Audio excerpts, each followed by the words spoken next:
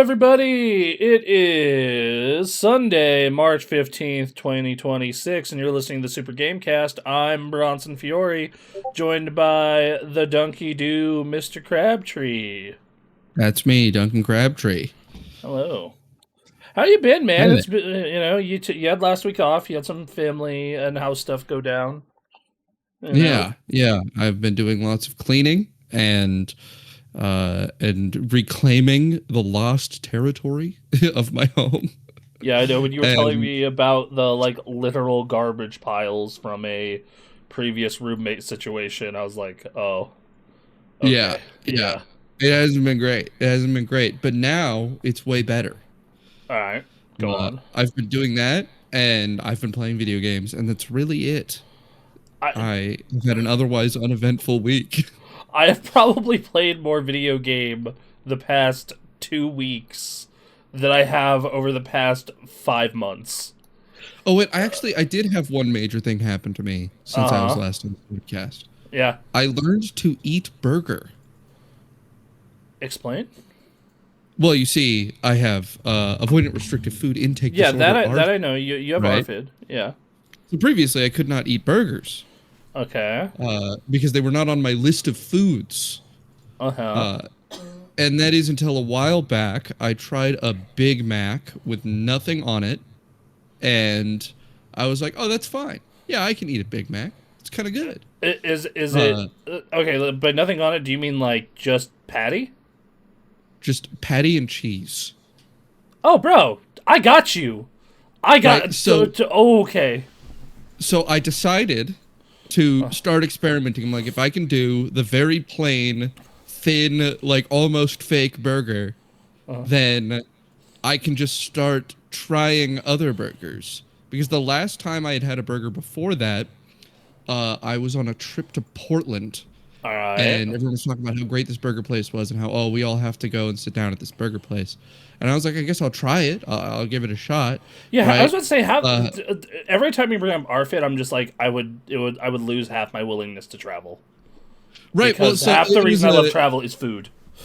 It was a bad core memory because what ended up happening is, we all, all 8 of us, right? Mm-hmm. We sit down at this burger place, and then I get a completely plain burger and be like, please don't put anything on it. And then they immediately do that wrong, right? They put a bunch of lettuce on it. And I'm like, okay, so as someone really mean nothing. So as someone who, the way I like my burgers is literally meat, cheese, ketchup, mustard. Mm. That's all I want. It is astounding how often places fuck that up. Right? I am literally asking you to do less work. I don't want the tomato or the pickle or the onion. I literally want meat, cheese, ketchup, mustard. That's all I want. Stop it. Fucking stop it. So I tried it at the time, and I took one bite, and I was like, oh my god, I can't do this. I can't even swallow it. It just doesn't work. It was this big moment of disappointment for everyone around, where everyone was watching in anticipation, oh, will he get to eat burger? And then when I'm like, yeah, I can't do it, it was like, oh, I'm sorry we made you do this in the first place. And that always sucks. It's always a very shitty experience because everybody is expecting kind of a good moment of oh, you're going to get to do this thing. And then there's this big letdown. And then they all realize oh, we shouldn't have done this in the first place because this is the thing that is to be avoided socially, is the moment of big letdown where you can't eat it, and then everyone feels guilty about it, and it sucks. It's very bad. Fair. Before I had a Big Mac, that was the last time I had a burger, and then over these past 2 weeks, I've been I'm just gonna order a thing of chicken from a fast food place and then a burger. Okay. And I have since had Wendy's and Burger King. Okay. The question I have is, Burger King and Wendy's both have sesame seeds on their burger buns, right? One of them does. Wendy's doesn't. Burger King does. Okay, were you fine with that? Yeah. Okay, sick. I want to take you to my favorite burger place. Great. Fuck yeah. I would love to sometime. Hell yeah. All right. Fuck yes. burgers are one of my favorite foods. But Yeah. like when you were bringing this up, I was just like, oh fuck, I'd love to take Dunkin' out to Juicy's. And then I was I Yeah. was like, yeah, fuck yeah, all right, sick dude, happy for you. So I've for the first time in a long time expanded my palate into burger. I think that's a good thing. It'll be healthy for you, getting more iron. Yeah. Yeah. I love burgers. But yeah, otherwise, video games. I've been loving Slay the Spire 2 and Pocopia. Yeah, we'll get into more on that in a bit. Last week. I talked about a little bit of RE9 and my. I am now in the end game of World of Warcraft, the new expansion, and yeah.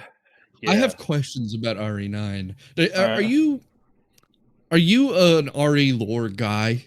No. Do you know what the fuck is going on? I know what's going on. I know what's going on. I just don't particularly give a shit. The most interesting thing to me about Resident Evil is its absolutely batshit psychopath lore. See, I'm like, yeah, this is fine. Like, I would rather just kick zombies in the head or hide from zombies, and it just gives me a new excuse to do it. You see, I wanna hear about the guys that never appear on screen, like the tyrant that can see the future and shit. Oh. That are around, but I feel like the tyrants are like the whole point of the entire virus stuff, and then they never show up. And I find that fascinating. Yeah. I mean, yeah. Huh. I mean, I don't know. If my memory serves, don't you fight a tyrant at the end of like 3 and a couple others? And I mean, RE2 has a tyrant all throughout it. RE3 Nemesis is a tyrant. Yeah. And then, I think for the most part, most of the viruses are missing an in-game tyrant. Okay. Like Ouroboros does not have one. Well, yeah, Ouroboros is its does not have one. Those are both their own thing, but yeah. And I'm not sure if RE6 has one for the C virus. Yeah, RE6 is the one I've only done once, and it's also the one that I'm just like, ew. So T Veronica. I'm not sure if T Veronica has a tyrant. Does T Veronica? I'm looking it up. Have a tyrant? Take time. Yeah, no, I really. T078. Hold on. Yeah. Well, now that we're doing this. Tyrant. All right. Well, what games are they in? It doesn't appear to actually be in the game. It is referenced. Because modified version of the T103 tyrant, which is Mr. X. Yeah. And he's all fucked up. He's messed up.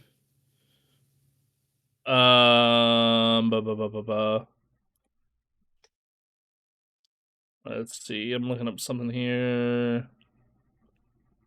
Yeah, okay. I think that there is one in there is one in RE9. This got spoiled for me. I was very pissed off about this because I'm not done with the game yet. And someone fucking spoiled this for me and I wanted to fight them. So that was cool. Yeah, so anyway. I see. So, yeah. So, but yeah, I'm interested in RE9. I've gotta do a big lore redive for Resident Evil. Because I haven't really done it since 8 has come out. I was pretty familiar with what was going on with 7, which is basically, that mold. There's a mold that is basically another virus. And there is a mold being in rural America. That checks out. It explains our last election. Yeah. So, yeah, but evidently 8 explains it much more. Yes, it does. A lot more. Like, significantly more. Arguably too much more. Yeah. But I don't like 8 is probably my. I am very much a fan of when Resident Evil gets stupid and actiony, but like Yeah. still keeps it a little grounded. So I like and like has tension. So I like 4. I like 8. I like 9. Yeah. You know, I mostly like the remake of 2. I like 5. Like it like 1 and 3 kind of I bounce off of pretty hard, and seven is just too much for me. 7 is a game that even I'm just like, yeah, this is no, I'm good. I'm good. 5 has the guy that turns himself the skeezy salesman who turns himself into an alligator heart that is on the end of an alligator tongue that you fight in the ocean because it's the size of a boat. You're gonna really and that's great. You're really gonna love parts of 9. Yeah. So yeah, we'll get into what we've been playing in a bit, but first, it's the news. News. Hey, Microsoft at GDC has talked about Project Helix, their next Xbox. The alpha version is to be sent out to devs in 2027. Some notable things: it's going to be using a custom AMD SoC, next-gen ray tracing, GPU-directed work graph execution. It's going to use a bunch of AI bullshit for ray tracing and frame gen and upscaling. Yeah, that's basically it. It's the normal next-gen thing where we're a year or 2 out, so we're going to get a whole bunch of shit like this from developer leaks. They basically went up and said, guys, the new Xbox, it's going to be really strong, and it will play games fast. I really hate this. I hate this because it's like power right now is so not the problem. It is like I am playing RE9 on a base PS5. This is a 5-year-old piece of hardware that's the equivalent of like a mid-range GPU from 5 years ago. Like we've been playing the living room base PS5. It looks fucking incredible, and it runs at a lock 60. The issue is not fucking the tech. I played fucking Donkey Kong last year. That game looks that game looks great and runs well 90% of the time outside of 2 really fucked up boss fights. And like it's running on a fucking 2050 equivalent. Yeah. So I feel like because last time the big push was like for fast storage, and you got a real benefit out of that. Like when you loaded up Spider-Man Miles Morales and there was no load times through the entire game outside of the first one. That was like a real fucking wow moment. Better RT and then better upscaling. Like better upscaling is like nice, but if you're playing on a television, it doesn't matter as much because you're sitting 4 or 5 feet away. And then frame gen, every developer is not using the way they should. Most developers. Because with frame gen, the big fucking thing with that is you're gonna have a shit ton of input lag unless you're already at a base frame rate that's like good, like 60.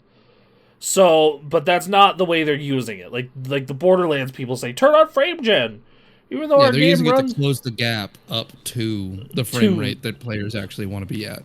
Yeah, and it causes just a ton of input lag, and it feels like shit. So no, this sucks. And like, I'm gonna be real. If frame gen is turned on by default for console games and you can't turn it off, I will fucking never play a console game again. I think it almost certainly will. And I think most consumers are far less sensitive to things like input delay than you would be. I think that even among regular gamers, I think sensitivity to input delay is really a small percentage of avid players. I agree to an extent, but the frame gen delay is pretty rough.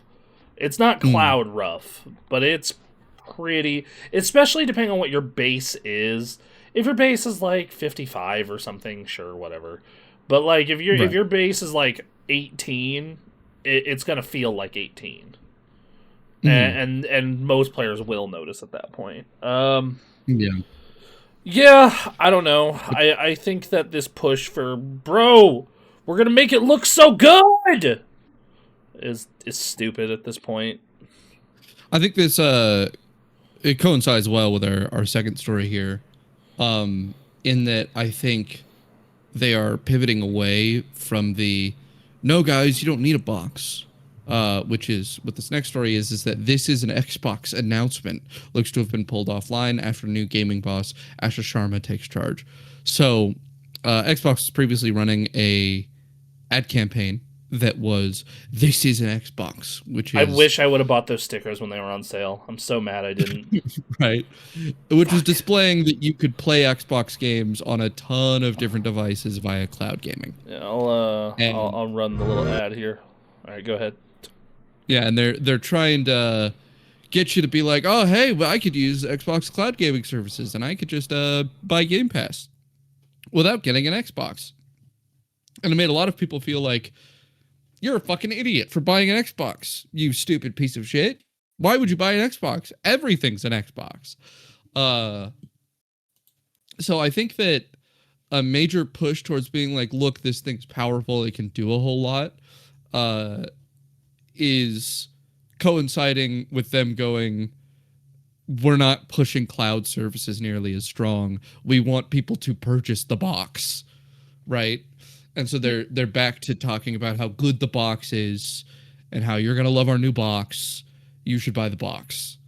I think that this genie's been let out of the bottle, especially because they're obviously committed to continuing to publish on PC, which we'll talk about in like. Oh fuck! I forgot this story. Oh well, they're you know also part of the talks with this device is the fact that it is going to play PC and Xbox games. It is going to do both, and it is basically going to be a Windows 11 computer, but with a gaming mode that toggles on to cut down on Windows 11 bloat. Which my response to that is, why don't you just get that out of your operating system? Then? Why don't you just cut down on Windows 11 bloat? Yeah, why not? Why are we? Yeah, okay. Anyway, my complaints with Windows aside, hey guys, there's never been a better time to install Linux. Anyway, that's what I was saying. I just think that because their games are coming out on Steam day one, and also the amount of money they have made on putting those games on fucking PlayStation, like you aren't stuffing this genie back in the bottle. I mean, yeah, we've talked about it before. They're the largest video game publisher in the world, and the majority of their sales comes from PlayStation. Like this. So them like rolling it back, being like, "No, our box is important," or like it's just like, Yeah.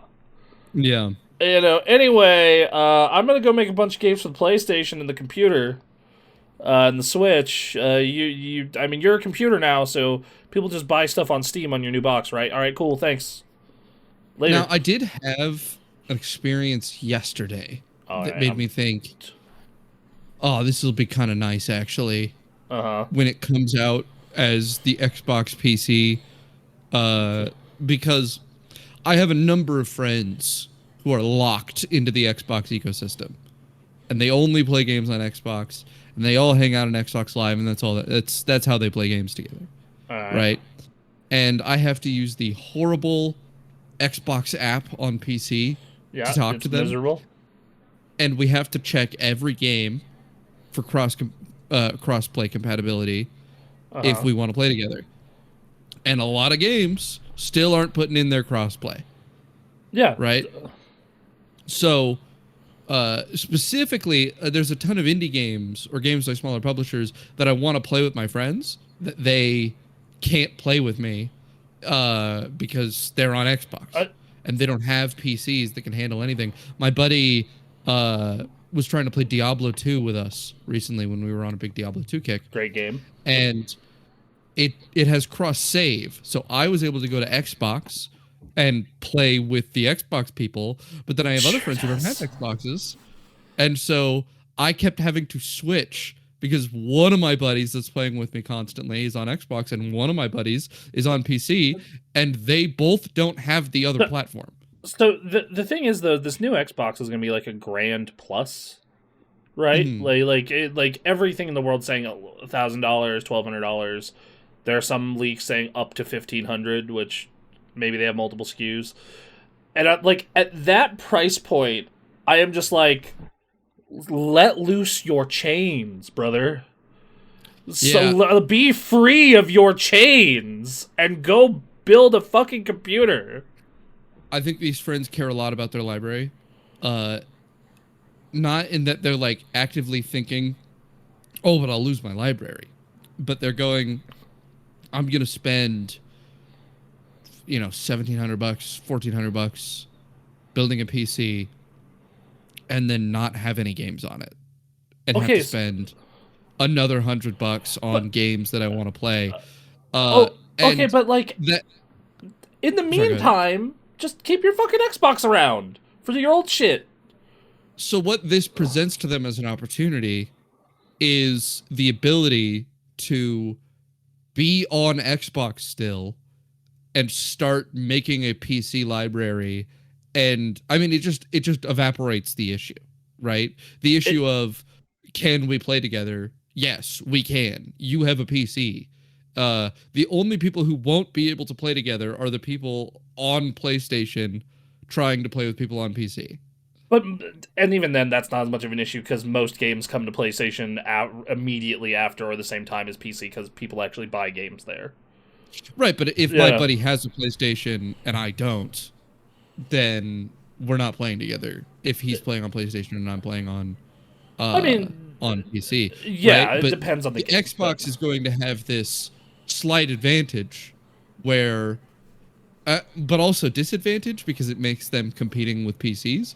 But they're gonna have this, thing where it's like, oh, if I buy the next Xbox instead of buying a PC, I'm gonna have everything I still have. There's gonna be no difference in my experience here, and I'm no longer going to have the issue of not being able to play PC games with my friends, and the library available to me is gonna explode. So once again, I think though, like, you have a level of cost is like the first issue, and then two is. And this is probably the far most important one.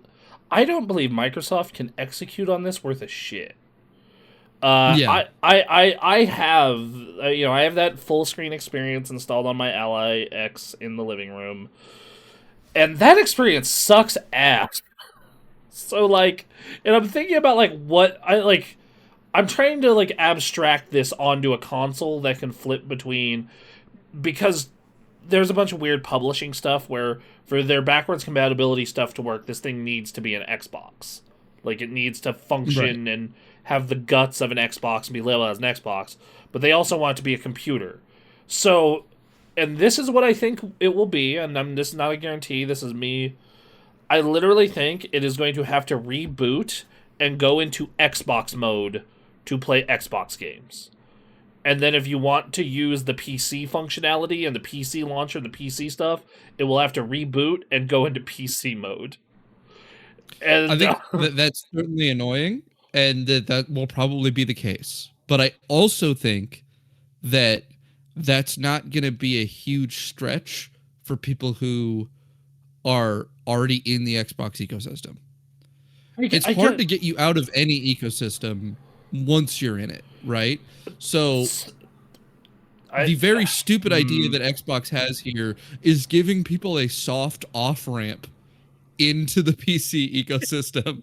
It's just like, all right, how can we shoot ourselves in the face in slow motion? Like, because I'm telling you, if my brother buys one of these boxes, right, in 2028, by 2031, he is going to only have been purchasing Steam games. Right, like why the fuck would you ever use the Xbox store at that point? Right? And the Xbox version of the console is going to be solely for Game Pass. It's literally just a Game Pass machine.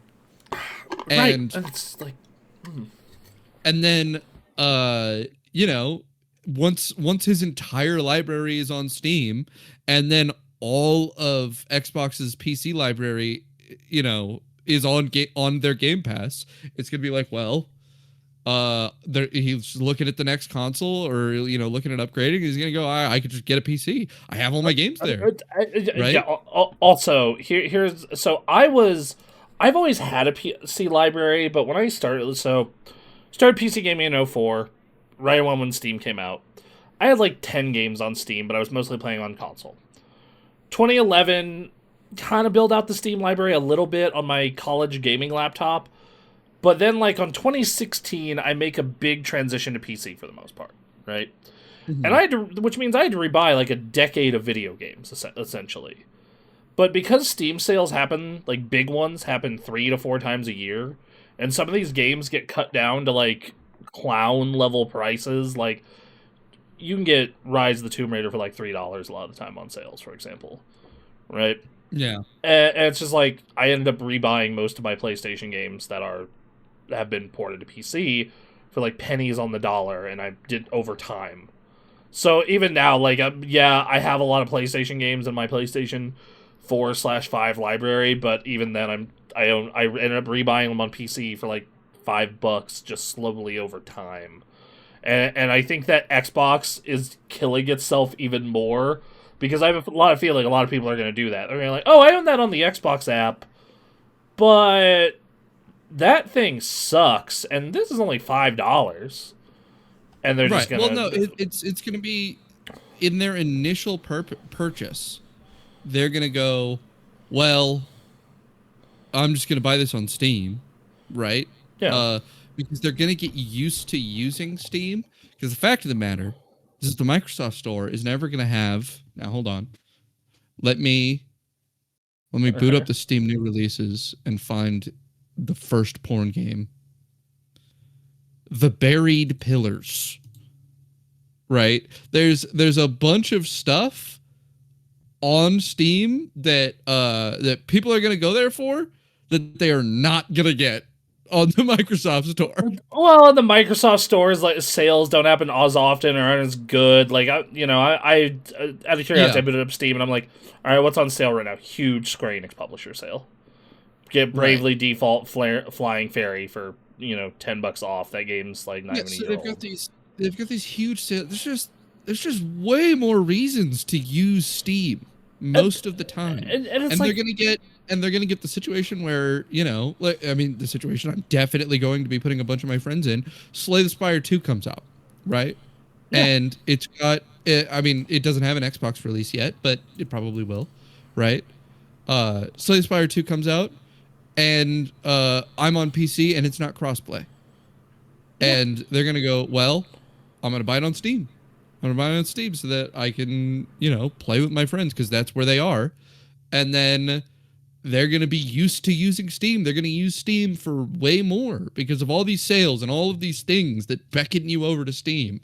And all of these indie games that they can't play off of Steam. And this level of, like, quite frankly, convenience, because like Steam is the launcher that's the least bloated, it's the fastest, it runs great, like it doesn't have all this like shit attached to it that makes me hate the Xbox launcher every time I use it. Like, and I haven't used the Xbox launcher since my Game Pass ran out in January. Yeah, January. It's like mid-January.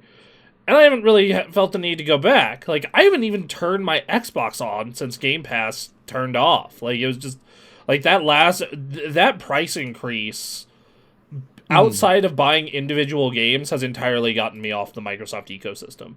So I guess thank you, Microsoft. Thank you so much. Your latest price increase has made it so I don't want to be involved with you at all. It's funny that we're complaining about the poor business decisions of Microsoft almost, but it's not really. I'm not actually complaining. I'm glad that they're doing all this. Like, it's good for the gaming ecosystem to move towards the PC model. It's just better. There's only one part of it that I don't like. There's one small part of it I don't like, and it is. I get this out of Nintendo a bunch, and I get it about Sony once, twice a year. I do like the big, hey, we put a lot of time and money and are the best people in the world on this game to make something that is specialized for just our platform, and it turned out incredible. Halo 3 back in the day, Donkey Kong Bonanza this past year. And it is a real bummer that we don't get as much of those from anyone but Nintendo. You know what I don't end up doing when I boot up a Switch game? Is I don't go straight to the fucking settings page. Right? Yes, that too. It's nice. I'm not instantly opening it and going, how do I make this thing work specifically for me? Yeah. It's nice. And that's because Nintendo made it for the Switch, and so it's working on the Switch. Well, and not only that, but like, there's just always this extra level of polish that you would get out of first-party games from originally all three publishers, and then currently it's just Sony and Nintendo, but Sony seems to be allergic to making more than one video game a year. I know why, because of all those bad bets on live service they made earlier in the generation. It's because of all the games they didn't make. Yeah. This year we are getting 2. We're getting 2 video games. Yeah. Wow. We're getting Saros and one other one. I'm forgetting what it is. But yeah. What? Are we getting Wolverine? Wolverine, that's it. Saros and Wolverine. We're getting 2 this year, boys. A feast. Yeah. 3. I guess 3 if you count Grand Theft Auto, since it's console only for the next 2 years. So there you go. Yeah. My PlayStation has become this device where it's like it's literally like, all right, does my girlfriend want to watch me play it? So it's just easier to play it on the couch on a PlayStation.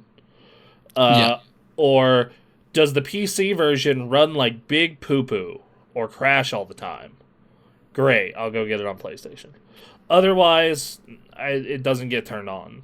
Yeah. My Xbox is specifically for if I'm being asked by a friend to play a non-cross compatible game.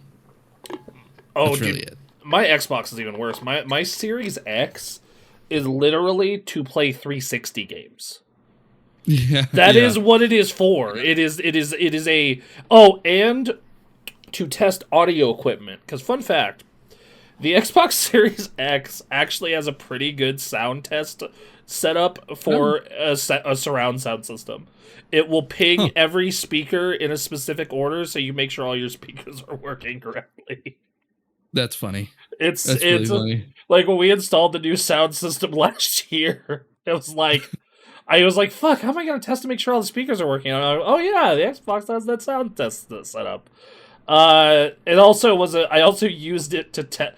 So when I had that Blu-ray player crap out, I used to test to see if it was the disc or the fucking Xbox. or the player, and it was the player. Funny.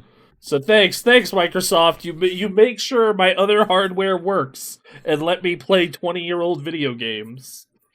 Speaking of Microsoft making sure hardware works and letting you play 20-year-old video games. Let's do it. They're going to be trying to let you play 25-year-old video games. They're letting you know that for the 25th anniversary, the backwards compatibility program will be revived. All right, Microsoft. All right, I have 3 games. They're all fucking driving games, so I know you're not going to get them. But I want Burnout 3, and then I want Project Gotham's 2 and 4. Okay? If you can get those, I will be all in. I actually can't think of many games that I really need for backwards compatibility.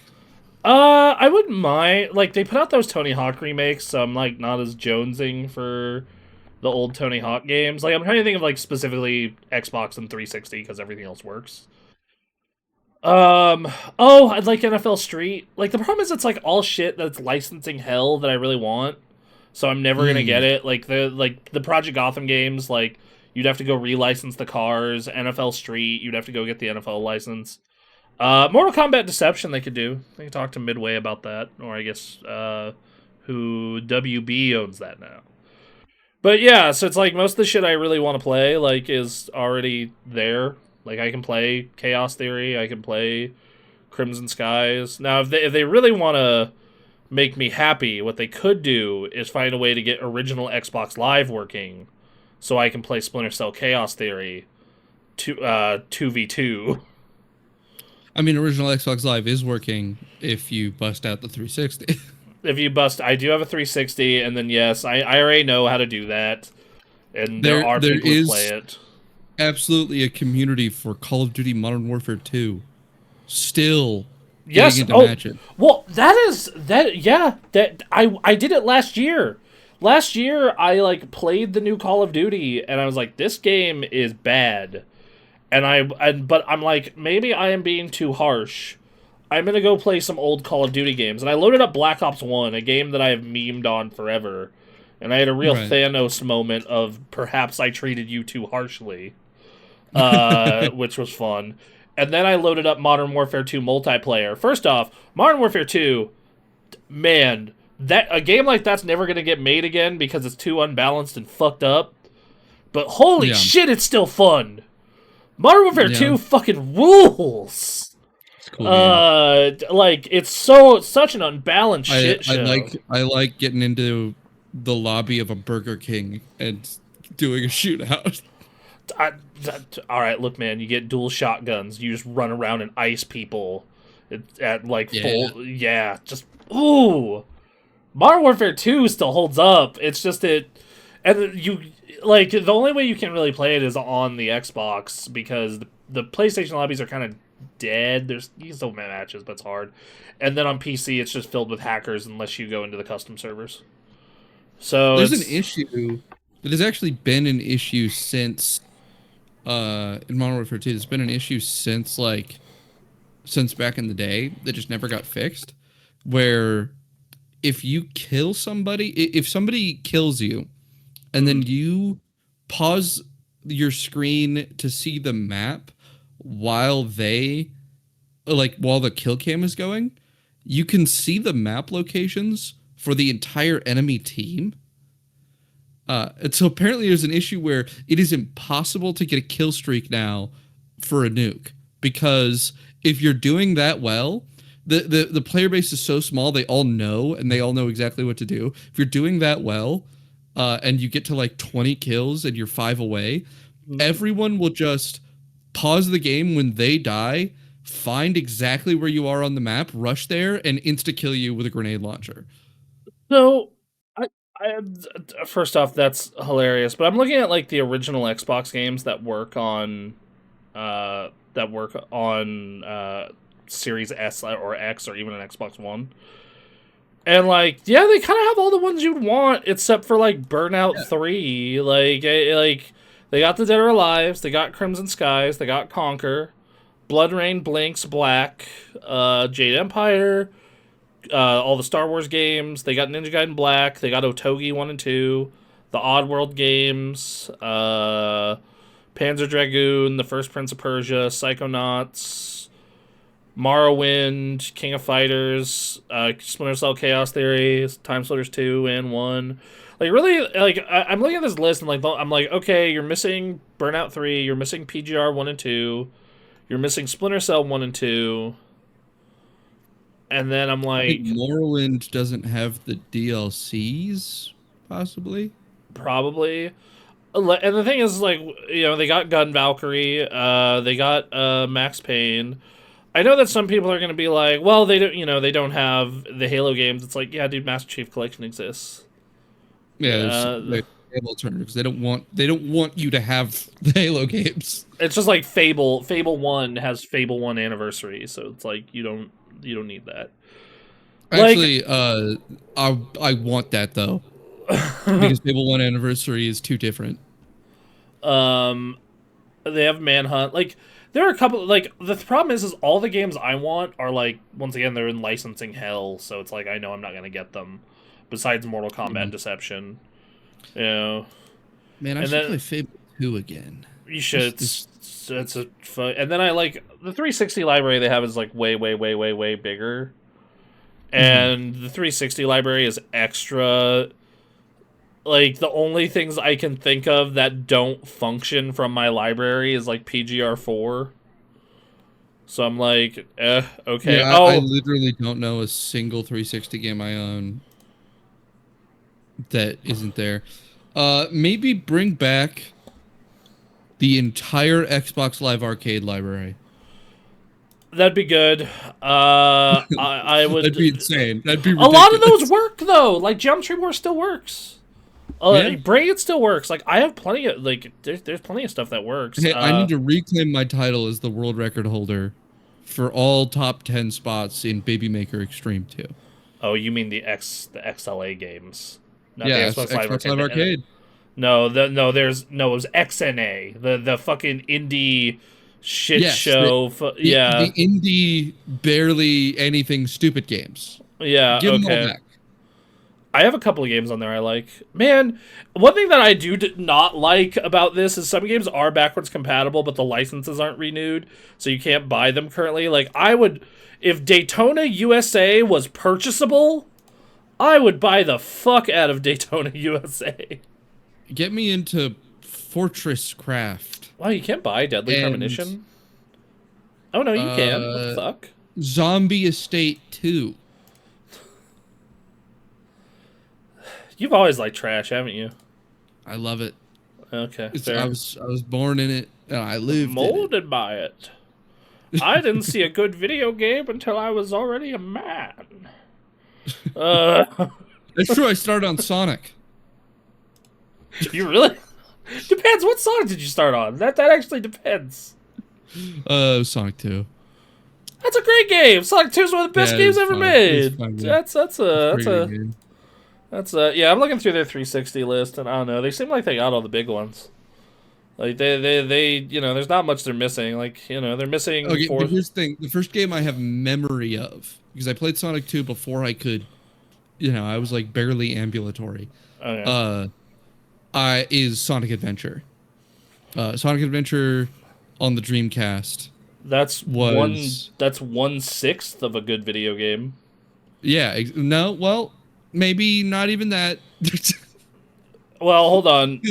The Sonic levels are completely fucked and barely functional. They're fun though. They're fucked. They're fucked, but they're fun. And they have great music. They have great music. That's true. Top tier music. And that game is important to my heart, and I can also acknowledge that it is just not very well made. Well, you want to know what's interesting about Sonic Adventure 1 and 2? If you play them on PC at above 60, they would go so fast that they actually give me headaches. Yeah, they're pretty crazy. Like they literally give me headaches. Yeah, I don't know. Their 360 library. It is also another case of all the stuff I want to play requires them to go out and get a bunch of licenses that they're not going to go do. So I'm sitting here going like, okay, I guess, sure. I mean, if you think you can go get the license for all those cars and music and PGR or the old Forza games, I'm all here for it, but I don't think you will. Yeah, I think Forza, 4 is probably the only 360 game I own that isn't on the backwards compatibility. For me, it's Forza 3 and 4 and PGR 3 and 4 as well. So yeah. And then on the original Xbox, it's Tony Hawk and all the sports games, so it's like, yeah, I don't think you're gonna do it, which sucks, because I would really love to play those on a modern platform with upscaling and not have to drag my 360 out of storage. Yeah, so point being is bring back A Kingdom for Keflings. Actually is backwards compatible, I think. Wait, really? Yeah, hold on. Let me check. That's so dumb. Yep. Yeah, it's backwards compatible. And so is A World of Keflings. There was a sequel, if you didn't know. If you can go find a hard copy of it, 50 Cent Blood on the Sand, it works on the backwards compatibility. Just heads up. I like how they just didn't get the prestige games. I like how they got like you can play Alaskan Adventures. You can play Are You Smarter Than a Fifth Grader via Xbox backward compatibility. I swear there was a thing for Kingdom for Keflings where you could get your 360 avatars in. Yeah, you could. That was the whole shtick with it. Yeah, it's in the cover. Yeah. Let me tell you. By the way, you were talking about cultivation games. You should play Asura's Wrath. That Well, entire so cover. Sorry, good. I was thinking about this yesterday. I thought about this a lot yesterday, Uh huh. and even Asura's Wrath is too small in scale. Now That's you may be fucking. thinking, what about that planet destroying finger?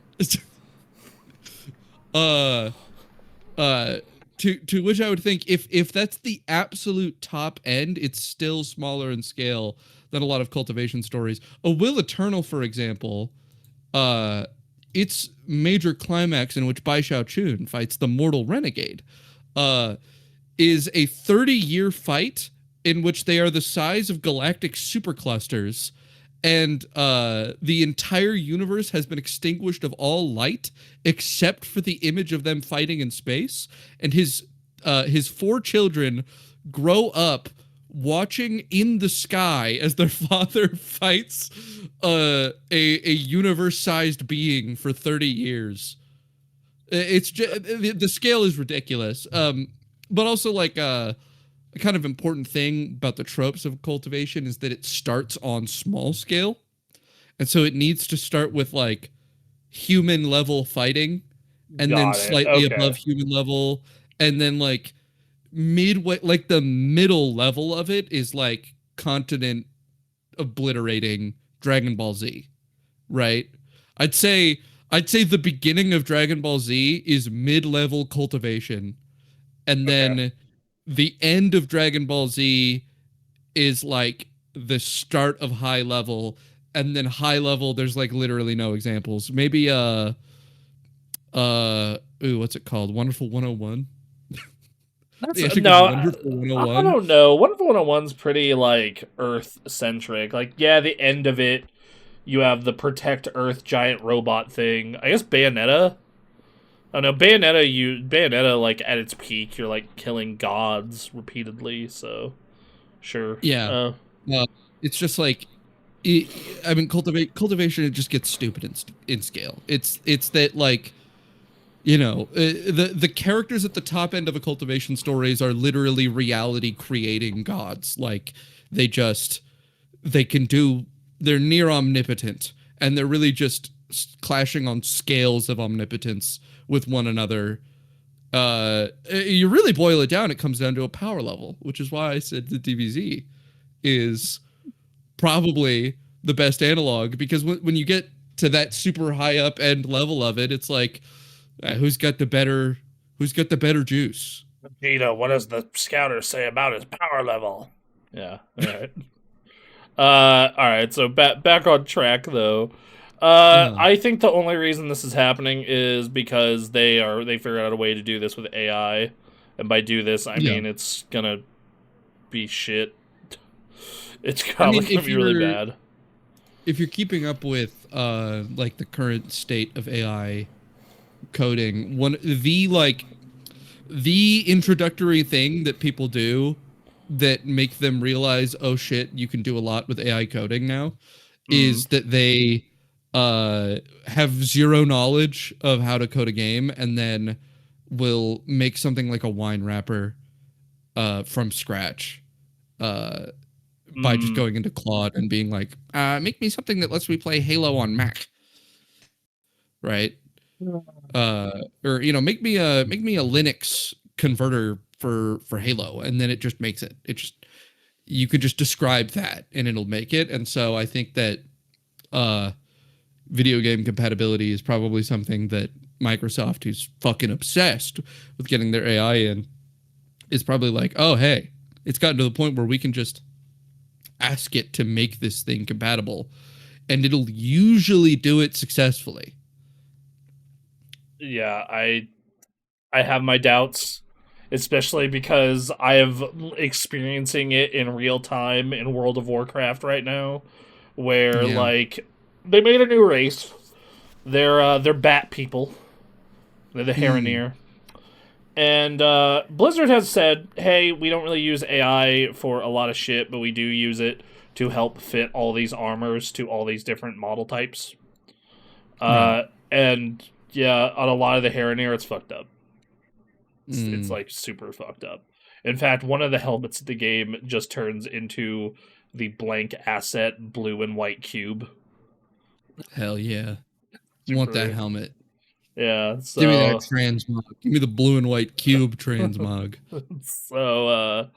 So yeah, it's not great is what I would call it. Otherwise though, like, yeah. So You know what I think is good news? all right, hit me. Is finally getting away from our Xbox stories All with right, Valve, who Valve. We insist love Valve. they insist it will release Steam Machine and Steam Frame in 2026. Yeah, so they had a hardware story last week of like, yeah, due to the shortages and the other issues, hey, this might be delayed to next year. And they're like, no, it's happening. It's don't worry. We're doing it this year. They're really soft with the language. They were saying that considering, hardware limitations and memory shortages, we hope to release in 2026. They've just removed the hoped to. Yeah. And now they're saying we will release in 2026. So looks like we are getting that. My hope is that I can convince my Xbox guys to buy this instead. It's probably going to be less powerful than whatever Xbox is cooking for 2028. On the other side of that, though, it removes you from Microsoft, which is always a win. Yeah, and it has 2 years. Yep, and it has 2 years, and by then, when the new powerful thing is out, if you're willing to blow $1,200 on it, you're probably just willing to build a fucking computer. Yeah. So at that point, like, no, it's this stuff is cool. I've committed to the VR headset. I desperately want to know what they're doing with Steam Deck 2, but I know that's a whiles off. But so are you saying you're getting this headset? Oh yeah. Ah, nice. 100%. I desperately miss my Beat Saber workouts and my other workout games, but I'm tired of having to put on the Oculus and then go into the Oculus desktop and then go into the Steam desktop, and one of those will crash and break, and then I will be thrown back to one of the other layers and be just pissed off. And then I'm so excited for you to play Blade and Sorcery with the Outer Rim mod. I'm so excited. I'll check it out, man. But it's one of those things where I need this to be out. I am done with Oculus and its shit. I am so tired of like having these 3 layers of bullcrap having to run to get this to work, and even then half the time it will not work, and I'm just tired. And I'm ready. I'm ready. Also, the Oculus headset is not particularly comfortable either. Even with like the new head straps and whatnot, it's not great. It's not great. So yeah, it's it is not incredible. It's not ideal. So yeah, they we have another story talking about the power of this thing and the requirement program. I think that one thing that people are not understanding about this thing, it is not a powerhouse. I would say it's like roughly a little bit more powerful than a PS5, but, so I don't want people to sit here and be like, 4K gaming, bro! I'm like, ish. 4K-ish. I think the VR is actually a big part for me because I just really want to get like a group of people with access to VR. You already have that.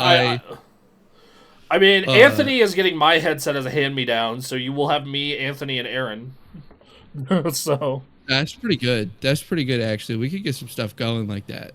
Yeah. Because, I mean, I just need you to see the lightsaber combat. I need you to experience that. I sent you a video of it. You can look at sometime. It is the best lightsaber combat in a video game ever. It is incredible. It is so ridiculously good. It's so good that it makes me think like if Disney saw this, they should be like, oh wait, we need to figure out how to make this happening for us. Unfortunately, it's way too violent, which is probably the main reason That But unfortunately, a lightsaber, as it turns out, is kind of a horrifying concept of a weapon. I mean, yeah. So on the one hand, I agree with you. On the other hand, I think that you could just make it cauterize the wound instantly, and it's not really that big of a deal. That's what they do. That's what they Yeah. do in the thing. But also, their heads are flying off and they're being chopped into small pieces. Oh, I mean, if you want to make a Disney-friendly version, you can make it so the limbs fall off, but otherwise they just fall down. There you go. Yeah. Problem solved. I mean, fuck. People get their limbs chopped off in the movies. I mean, that second movie, Luke gets his hand cut off. Yeah, but it's always like a big moment for dramatic effect. This is, you're talking limbs per minute here, right? I mean, yeah, but on the other side of that, like, I don't know, it seems fine. Like, I mean, if you look at the the Jedi Survivor games, they've not been having you dismember the characters in the way that a lightsaber normally would. They get a big orange streak down their body showing where you cut them. But they don't turn into small cubes. Yeah, I mean, here's the thing. They could literally do that here. There's no reason why they couldn't just do that here. Disney, get on it. You're leaving money on the table, boys. That's what I'm saying. Yeah, they're leaving money on the table. But, yeah. This is the sickest shit ever. I'm curious to see what the availability of this thing's going to be, because I'm guessing that because they are... Horrible. It's going to be horrible. Yeah, I was about to say, because it is a boutique product, they are going to have to, they're not going to be able to secure a huge amount of RAM, which is a problem right now. It took a very long time for the Index to become regularly available. And same with the Steam Deck. It took about a year before you could just buy a Steam Deck freely, and currently you can't buy a Steam Deck freely. Yeah. They basically have to come into stock. They come into stock off and on. So, so I'm gonna be watching this like a hawk. I'm gonna be having it up on my the second they're pre-orders go live here, I'm gonna be logged into my Steam account at work, just refresh. On my phone too, just both at the same time. I kind of don't want the box as my thing. I just want the headset. So, well, you can buy them separately. They've said that they're going to be separate. I think I want the box for the living room, funnily enough, as an Xbox replacement. And because my girlfriend has expressed interest in playing PC games in the living room. And especially because, the kind of games that she normally wants to play, Cyberpunk is really the only one that would, really stress a machine. This is perfect. This is, literally perfect for that purpose. And also, this would be great for games like RE9, which will run on a machine like this, and also means I can just buy RE on that and not have to buy a second copy for the PC after I buy the PlayStation copy. So... Yeah, speaking of Valve, though, they recently laid out their plans for the Valve Machine Verified. So there was some surprise on this because the requirement to become Steam Machine Verified, which is going to be their program it's mimicking the Steam Deck Verified program, in which if you see it on a game on Steam, you know for sure this works on the Steam Deck. Yeah, it works. The same applies here. It is if you see this Steam Machine Verified on Steam, you know it works for the Steam Machine. The surprise here is that the requirement for that is 30 FPS at 1080p, and there was a lot in the discussion that they were having to hype up the Steam Machine that it would be able to run games at 4K 60. So people were thinking that it might end up with that as a requirement. I'm not surprised by this at all, really. I think that, they're obviously leaving room for games that are just really taxing or really, really poorly optimized, because they don't want to make it a requirement that you have to run at 4K 60 to be on their machine. Also, I'm gonna be real, everybody. Here's a dirty little secret for those of you for the console folks in the back who believe that their games are actually running at 4K 30 or 4K 60. They're not. They're running at depending on the game, 1080p to 1440p, and then being upscaled to 4K using FSR, or in the case of the PS5 Pro, PSSR. And they look great. They look great for what they are, but it is using upscaling tech, and this is going to use similar tech. So, yeah, and I think that's fine also, because if you pull up the Steam hardware survey, everybody, 1080p is still, to this day, the default for monitors. We're finally getting to an area where 1440p is becoming more mainstream, but yeah, it's primary display resolution 1920 by 1080 is by far the biggest at 45%. 1440p is next at 38.64, and then the next biggest is 4K at 3%. And I realized that, like, well, I'm going to be hooking this to a TV. It's like, great, then use upscaling. That's what it's for. And yeah, some games are going to look and run like shit because they're poorly optimized, or their scaling solution is bad. That is true. There are cases where scaling solutions are bad. But yeah, and then they have another chart here that shows how the verified process works. Steam Deck test. Deck verified, machine verified. Deck playable because of legibility or default resolution, machine verified, because the Steam Deck has a weird screen resolution. Is basically what that is. Deck playable for other reasons like input, machine playable, because you'll be able to hook a keyboard easily to a machine. Deck unsupported because of SteamOS, machine unsupported. Obviously, they use the same operating system. Deck unsupported because of performance, and then they will have to test for the machine. So, yeah.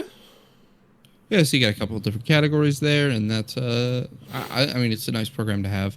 I think knowing games work when you get them is a good thing. And that's really one of the major problems that you run into with Steam if you use it for a long time for particularly niche things, is that, especially older games, you can buy a game and then it just doesn't work. Which is why, you know, when they first introduced their refund program, it was so great because, you know, I bought Mountain Blade Warband 2, Bannerlord, right? And it just doesn't work on my PC, and I couldn't figure out why. And so I just refunded it. Yeah, and that's fine. I think that it'd be even better to know that it just worked if I saw a thing. Yeah, and I wish every store adopted this policy. And all right, so I've talked about this before. The deck verified system is not perfect. I wish it got a little more granular, because there are some games that are deck verified that, in my opinion, should not be. And I'm not saying that the games need to run at 60, but like Baldur's Gate 3 was listed as deck verified for a very long time. I don't think it should have been, because you were getting well below 30 FPS in select areas of that game, especially Act 3, until last year when they added a Steam Deck setting specifically. And that's where I get a little fucking annoyed about deck verified, is that it's not... It's very mixed on if it's actually good. And I realize they can't reasonably test every game, but there are some games that are listed as not deck verified that should be. For the longest time, Dragon Ball Kakarot was not on that list, even though I booted it up and it ran at 60 and looked great. Yeah. So that is kind of the big, one of my big fucking complaints when it comes to that system. And if you are not someone who is in the know, which is the vast majority of consumers, you're not going to know to go to Steam Deck HQ or to go to ProtonDB and find out the real, how does this actually run and what settings do I need to throw it at? You know, because I know to go on fucking Steam Deck HQ and, oh, wouldn't you know, Monster Hunter Stories 3 is deck verified and also meets their performance check easily. Versus Resident Evil 9 on Steam Deck will not work at all. Yeah. Yep. So, you know, and you know, I'm sure that, and it's because they didn't get a review code, so they don't actually know. They just reviewed the game for the review. But, you know, Scott Pilgrim EX, like, oh, hey, best on deck. Runs amazing. No shit, it's a pixel game, but, you know, you get the point. Uh, but yeah, so it's like this thing where like deck verified is it's not a hard rule as it is guidelines, and I encourage everybody to sit and go look up your specific game on Steam Deck and see how it actually runs. And I'm going to say the same thing about the machine. Yeah. So that said, I think this is a nice guideline to have, and I think PCs needed more of this because for years we've had recommended things, and yeah, you know, it's it's one of those things where I think this is a good move though by Valve, and yeah. All right, let's get to our next news story. Hey, I put this here mainly for the title. So at GDC, Nintendo did a bunch of talks about their design philosophy on Donkey Kong and how they made the game. And that is one of my favorite games. Like I said, it is basically a giant stim toy. Duncan, I think you would fucking love it, especially once you got to like. Yeah, I gotta give it a try. Yeah, I think you would like. It is just, especially once you get to the first like real world, like the island world. It's you do your tutorial in like the mines, and then you get dumped into this beach area, and the game just pops off from there. But yeah, it is more fun to destroy that which is beautiful. Nintendo crammed more than 340 million voxels into just one Donkey Kong Bonanza layer. And then they show the back end, the voxel layering and the different resolutions for terrain and NPCs and shit. I mean, it's an incredible application of voxel terrain tech, evidently having such a massive destructible environment. I mean, it's clearly a good game. It's clearly a good game. I just I'm not a huge fan of collectathons. I never find myself in the mood to want to be playing them usually. Fair, and so I keep going, oh, I should check that out at some point. And then every time I think about what I want to play, I'm never like, I want to play a game where I go collect a series of things. Yeah, but this isn't just collecting shit. It's destroying shit. Shit that's in your way. Yeah. To go collect shit. Yeah, but that's great. You collect it and that's fine. But the road there is just carnage. Yeah. Dirt carnage, but carnage. Or metal carnage. It sounds as though I've never played games with that appeal. Like Red Faction back in the day. Loved it back in the day. Yeah. I played that, and that was great. I loved Burnout was the car version of that. Let's get in some car Just wrecks. Cause had a little bit of that in there. Yeah, yes. Man, let me tell you,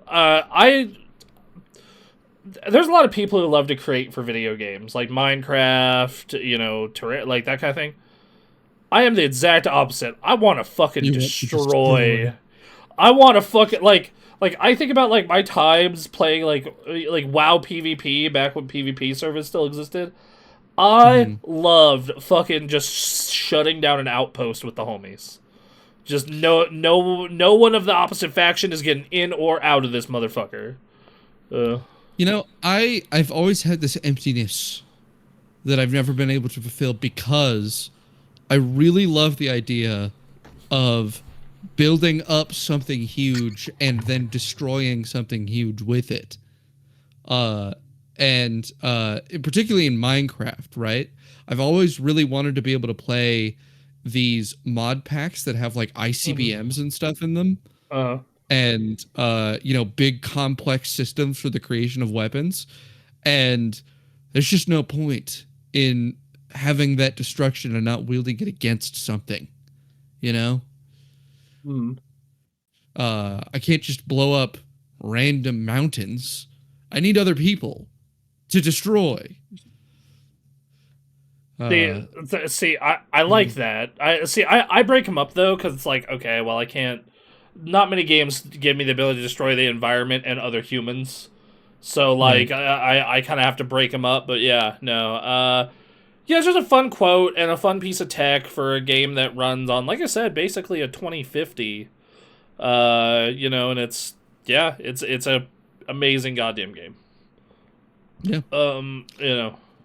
Very cool. You know what else has been an amazing game? What? Pokopia. There it is. And it's already one of the best-selling Pokemon spin-offs after just 4 days. Yeah, that's crazy. So currently, as of their opening weekend, so we don't even know where this is now, because even I, someone who is very disengaged with Pokemon outside of the old games, has been like, I could try this.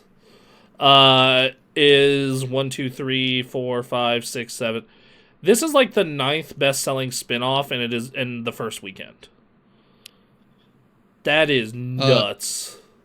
So, this is one of the best reviewed Pokemon games, I think, of all time.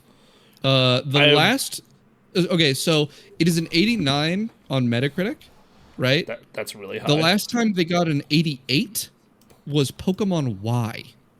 Yeah. So, I'm gonna pull up over a decade ago. Yeah, which God make me feel old. I was like, oh yeah, I remember playing that game. In fact, it is the best reviewed Pokemon game of all time. I'm looking through the list. Hold on. It's just the best reviewed one. Wow, it is. Yeah. Just by the 1 point. Pokemon Y is 1 point below it. It is otherwise the best reviewed one. And I think it's important to note that out of all their games, Pokemon X and Y and Sun and Moon are the only ones like really close. And Pokemon White and Black. I got the list pulled up here. Pokemon White and Black were 87s. Yeah, 87s. Okay. Heart Gold, Soul, Silver also an 87. Diamond and Pearl 85. And then from there it goes down. There's a big fall off since Sun and Moon. So a lot of 7s. Just Pokemon just chilling in the zone of it's good. 89 is a massive resurgence for Pokemon in its review scores, and I mean, people have evidently been, as consumers echoing the same the reviewers were. In particular, Switch 2s are nearly unavailable right now. No, I'm going on Best Buy. I do not believe this. I've had a friend at my work who has been trying to find a Switch 2, and everywhere they walk into, they're not selling them. My buddy Manny, and there's a bunch of people on Twitter complaining about it. Okay. Quick question: are they looking to just get the system, or do they want the Mario Kart bundle? I'm not sure. Because at least in Reno, if you go on Best Buy's website, you can order one to have just the system within an hour via pickup. Oh, okay. So, yeah, I'm gonna let him know, because he was telling me he went to Target and Walmart, and neither of them had any Switch 2s available to them when he checked. I'm gonna check my local Walmart now. This was a couple days ago, but that was an issue he was having. And people on Twitter are talking about Switch 2s being harder to get. In particular, Pokopia has had an issue also with its physical copies being unavailable. Whoa. Yes, I've heard about that. I could not believe that. So I'm one of our sister channels podcasts are the Nintendo Pals. And I pop into their Discord pretty often because I like Nintendo and I like talking about Nintendo. I saw that news story and I'm like, really? Yeah. Like I was like, really? Because it was sold out everywhere except Amazon. Literally every single physical, and and then also they were talking about the game key card thing, and I'm like, dude, no one. Oh shit, there we go. Sorry. I checked Walmart. I checked Walmart's website, and for pickup, near us, it looks like there's only 2 stores that have them available, unless you want to go out to Sparks or like way into Spanish Springs. But let your homie know 7th Street or Kitsky have them currently. I live by 2nd Street, so they're sold out there. Great. So it's at 2.2 million sales, which but listen, there's low stock online. by the way. Holy shit. Yeah, Whoa. Okay, continue. I'm sorry. crazy. It is really nuts. It's nuts how much of a draw this game has been for people.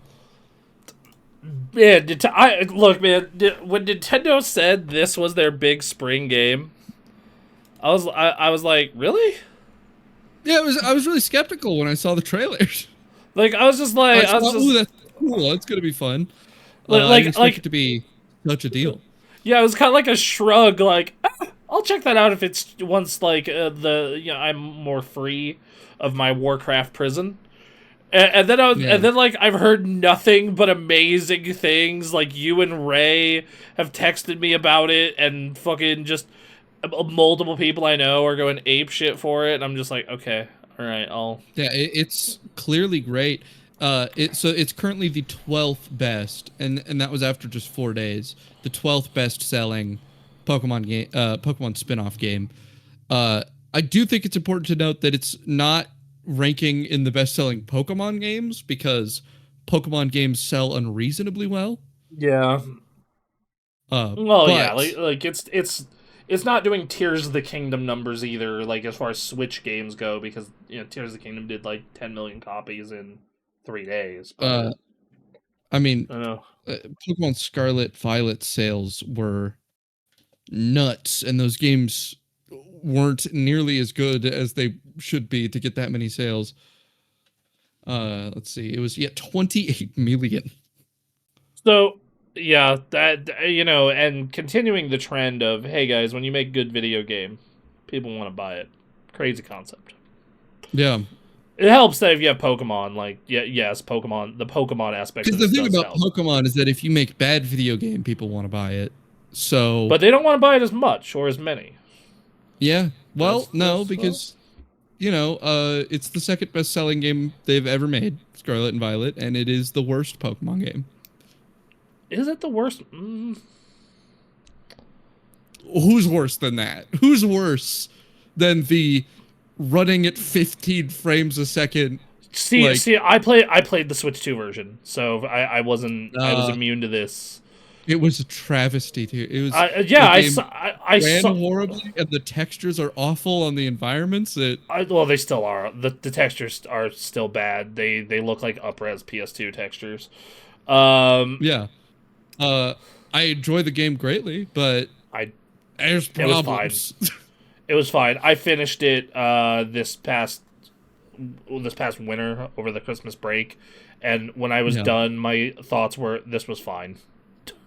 This was fine. I probably could have used this 30 hours on a better video game. I mean, the trailer for Winds and Waves made me realize just how, abused and beaten we are as Pokemon fans. Because, the instant reaction everyone had was, oh, that game doesn't look nearly as horrible. Yay. Yes. Like, God. You guys, water doesn't look stupid. Guys, there are a lot of monster catching games out there. I'm just saying, there's a lot. You deserve better. You deserve better. Did you see Pikmin? I did not. Oh, dude, go look at Pikmin right now. Hold on. Pickmon. Oh wait, I did see this on Twitter. Did you see Roadhog? Yeah. Wow. So they just took Overwatch characters. Did you see that it's not only a ripoff of Pal World, but they took all the pals that are ripoffs of Pokemon in Pal World, ripped them off, and made them closer to the Pokemon. Wow.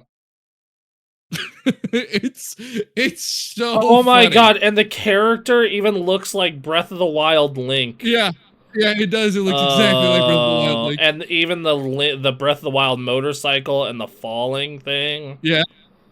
Wow. They took the Anubis, which is the ripoff of Lucario, and they made it look way more like Lucario. Okay, I'm gonna turn this off. This I don't want to give that any press. Funny. I don't want to give that press. Yeah, it's gonna be horrible. All right. I doubt it'll ever actually come out. That's a scam right there. All right, let's. Speaking of scams, speaking of scams, loot boxes. Loot boxes. All games with loot boxes in them will be rated a minimum of PEGI 16 starting this summer. Plus, online games with no blocking or reporting features will be rated PEGI 18. Good. Fucking good. Yep. This is no negatives to this. I look. On the one hand, I understand that, like, you should have freedom to let your kids see and not see certain things, but most parents are not. The amount of... The really fun part about getting in your mid-30s is, and, like, having friends or colleagues or people you know with kids and being the game guy is having to explain how Roblox is a C for child predators. And how loot boxes is setting your child up for gambling addiction. From what I've observed from the people I know with children, that if you want to both allow your child to engage with all the things their peers are engaging with and have a regular level of social interaction with, the people around them, and keep them away from all of the avenues of grooming that are everywhere on the internet, it's like a full-time job. Right. And here's the thing, and like we've had this talk about having kids, my partner and I. And like the realistic answer as the video game psychos with a bunch of background in technology is, okay, we are going to create a custom Minecraft server that everyone can use. That is not filled with pedophiles. Right. That is the answer. And that is a lot for most parents. I understand that. But at the end of the day, you gotta protect a kid. And but of course, even that doesn't fully do it. It doesn't fully do it because what ends up happening, right, is that your child is speaking to other kids and they're like, oh, you should play Hypixel Skyblock with me. And you can't replicate Hypixel Skyblock. And they go, oh, we should play Doors together. We should play Grow a Garden. We should play, they've got all of these things that they want to engage in together, and that the process of engaging in is important for their social, connectivity. And at that point, you have to have a discussion with that kid's parents and be like, yo, I don't know the delicate way to put this, but Roblox is kind of filled with pedophiles.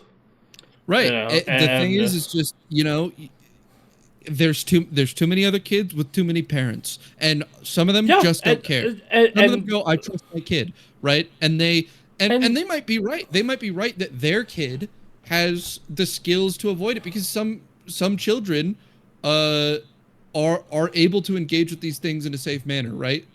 But yes, I was one of them. I was on the fucking completely unregulated internet, but but like one different time, very fucking different time. That's the first thing, and then two, I would say that I would say at that point, you as a parent have to have a talk with your kid and be like, look, this is why I am doing this. And, you hope you've raised them well enough to understand, this is why I'm doing this. This is why we have these limitations. I'm sorry. I will set every alternative in the world up for you. That's amazing. Well, so what I've known other people to do that are, actively dealing with this problem is basically that they're just, checking a lot, right? It's having monitoring stuff available to them, knowing your kid's Roblox account, knowing how to use Roblox, go in, see what they've been doing, see who they talk to, make sure those people aren't weird. And it's just a lot of work.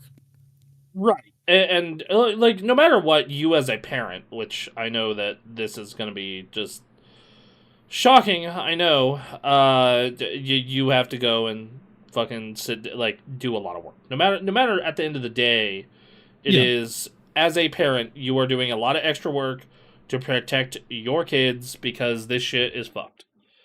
That well, is and the thing is that for someone like you who is familiar with technology, you will probably not have nearly as much of a problem as a lot of other people would have with this, because you can log into a Roblox account. You could do that. I mean, right? You know what a friends list is. You know how to navigate it. Even if you're not familiar with Roblox, you'll easily be able to acclimate. There are a lot of parents out there, and this is what leads to so many vulnerable kids. There are a lot of parents out there who just don't even know what this is. yes. They don't know. If you have a parent that can engage with the content that you're engaging in, you're a lot more likely to be safe engaging in that content because they're able to tell you how to engage safely with it. But most parents don't even know. They don't know about the risk of it. They don't know anything about it. And so when their kid engages in it, they can't stop them from finding the Roblox ISIS group, right? Like they don't know that that's a thing that could happen. And like that's the thing is like when you're as a parent, you know, I am very critical of parents being responsible parents. I like that fucking kid did not choose to be brought into this world. You actively made a choice to have a kid or have unprotected sex, which led to a kid. Either or, you had a kid. It is now on you to make sure that that kid ends up as an adult that is not fucked up. Like that is it. That is your life now. Period. I don't want to hear it.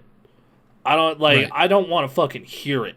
You've inherited a duty to that person. Yes, congratulations. You have signed up for the rest of your life to make sure that person is not a shitty person and doesn't end up fucked up. Right. Period. End of story. You're done. It's not about you anymore. Okay. Right. Now we've had that conversation. So it's on, but so with that in mind, as a fucking parent, it is important that, hey, my kid's into this Roblox thing. I need to learn everything about this. That's my job now. Right. That's my job. And that absolutely should be what a parent is doing, but should and is are very different things. Because the reality of the matter is that most parents, you know, they're too stressed and they don't know this stuff in the first place and they're unfamiliar and they don't get it. And, you know, there's too much of a gap for them and the experience that their child is having now. And they have too many other things that are important for them to engage with to end up, you know, doing that properly, even though they really should. But I mean, I see why it happens, right? You know, modern society is difficult to engage with. Yeah, yes, I completely agree with that. But on the other side, like, you know, and I feel this way about a lot of things now that I'm like in my mid-30s and kind of have most of my shit together. And this is the year I'm really working on my health. Hey, good news, everybody. My car is easier to fit in now, and so is my girlfriend's.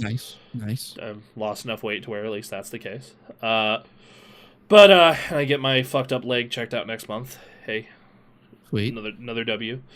But you know, so and like at some point, it's like you always have an excuse, and at some point you have to go start handling your business. And when you're a fucking parent, it is your fucking kid.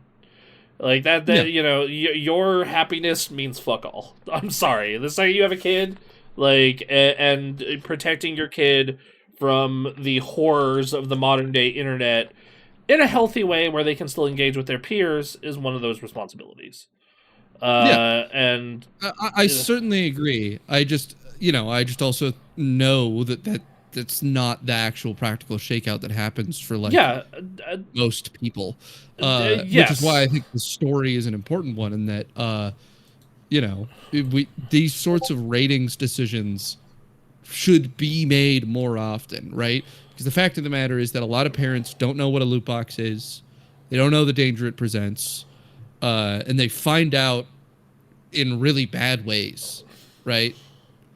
You know, there's a bunch of stories out there of children spending absurd amounts of money on microtransactions in games as a consequence of, you know, the sort of dark patterns programming that these games are putting in to try and incentivize people to spend money on things like loot boxes. And, you know, a lot of parents aren't going to be able to properly engage with or understand whether or not a game has, you know, like communication vectors in it that lead to their child talking to strangers. I mean, Pokemon X and Y had a voice chat for its online multiplayer. And I never knew that as a child playing it, right? But many children did. A lot of those children's parents almost certainly had no idea that their kid was talking to strangers while playing on their DS, because everything else didn't have that in it on that console, right? Yeah. And so you're correct. And you know, like, I played the game and I didn't find out until I was an adult that that was a feature that existed in the thing I played, right? Yes. Well, and that's another thing, is just like, this is a problem that I might have, is like, the kid might not know about a feature and I'll say like, oh yeah, we got to make sure you're taken care of. Like, that's a thing. Like, no, it's not. Don't worry about it. Right. Right. So, I think Peggy 18 ratings that have, you know, a clear, not only is there a clear consequence to developers that are putting these features in their game, but there's also clear signaling to parents that, hey, there is unrestricted access to discussion with strangers on this video game, is, I think, really important. I think it's very important to be able to communicate that clearly. You know, yeah, it should be a big red label on everything. This is a pseudo social media that you should probably be aware who they're talking to on. I mean, okay, so here's a hot take I've heard some people say, and as I get older, I'm agreeing with it. You should not be able to have a social media account until you are an adult. Yeah, I agree with that. I was just like, yeah, okay. Because I also thought about when I got in, like, because on the one hand, like, I was on forums and stuff when I was like 14, 15, but that's not the same as social media. And the thing we've both gone through recently, right? That is trying to quit TikTok. I'm out. I've still had it deleted. Right. I'm free. Right. Yeah, I still have it off my phone. But the instant urge to just scroll. Oh yeah. Like in any moment of downtime. Imagine how much more severe that is on a child. Oh dude, I cannot imagine. Like, I used to have so much willpower for this kind of shit. And then, like, just as I got older and was, like, involved in it more, it's just, like my willpower for it is just, like, melted and atrophied. And I'm just, like... Yeah, I mean, I'm still finding myself, even though I quit TikTok and I'm trying not to watch short-form content, I still find myself, like, I'm on YouTube, because I'm on YouTube all the time anyways. Yeah. And then shorts are there, and I'll just click one, and then I'll disappear an hour into YouTube Shorts. So okay, so I've gotten very lucky with this, in the fact that I'm really good about avoiding it on the desktop, but I agree with you on the phone. Thankfully, most of my YouTube consumption is on the desktop, so it's not as much of an issue for me. So it's on the desktop. That's the problem for me. Oh yeah, no. See, I'll watch like one short on the desktop, and I'll be like, "Man, this interface for this sucks," and then go find a real video. I did have a fun moment though that felt like the digital equivalent of like finding your old small drug stash and enjoying it before getting rid of it, which was I was cleaning out my phone of like pictures and videos and whatnot, because I had some, you know, I was like, oh god, I have just so much shit that I need to get rid of, and I had a bunch of saved TikToks on there, and like I rewatched some of them, and then I was like, okay, I need to delete these. But yeah, no, it was something, man. So yeah, that's why I think, you know, a lot of these features should be very, very clearly labeled. More education doesn't hurt, and I would love to see the US add this stuff. You know, like I am especially loot box and gacha. I have such a fucking hate boner for both of those systems.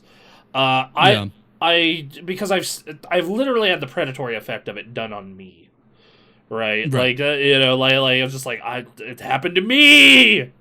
So it's so like in the case of those especially, I'm like real hate bonery. I don't mind microtransactions as a whole. Like fuck it, you want to put up a $20 skin, sure, dog.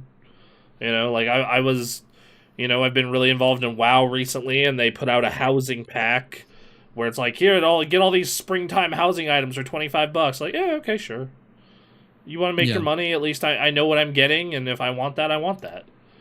But like the fucking loot box, like all that kind of shit, just like I get so unbelievably tilted. I get so just like almost zealotry with it, where it's like no. So yeah, this is good. Next story. And you know who is what a big proponent of loot boxes? Overwatch. They did a lot of that back before. Yeah, and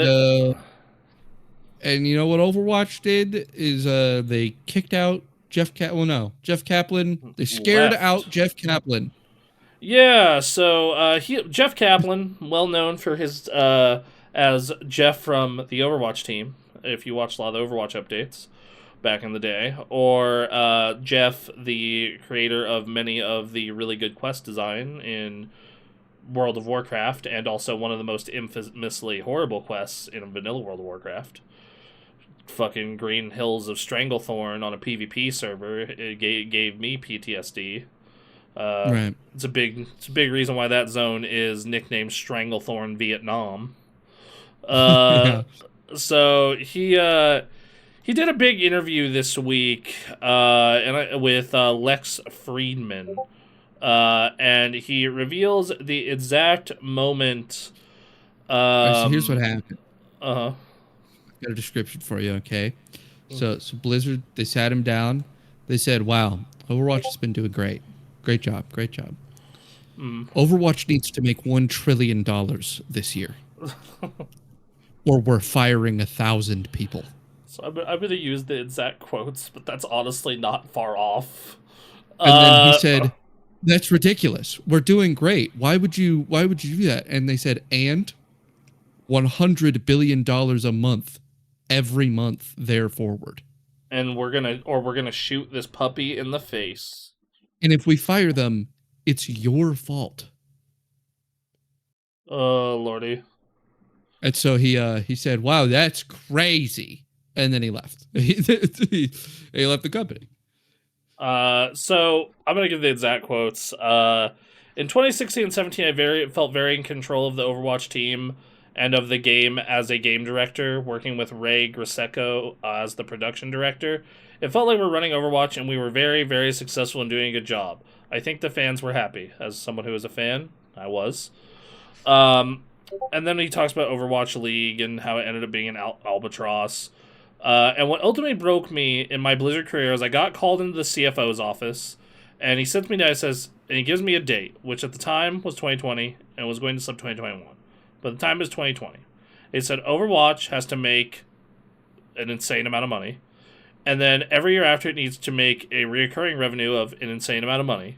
And then he says if it doesn't do an insane amount of money, we're going to lay off 1,000 people, and that's going to be on you.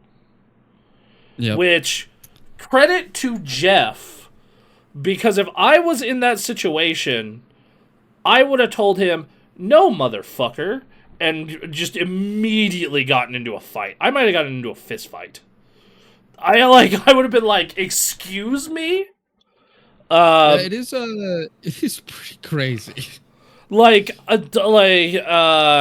And he said, and that was just the biggest fuck you moment I had in my career.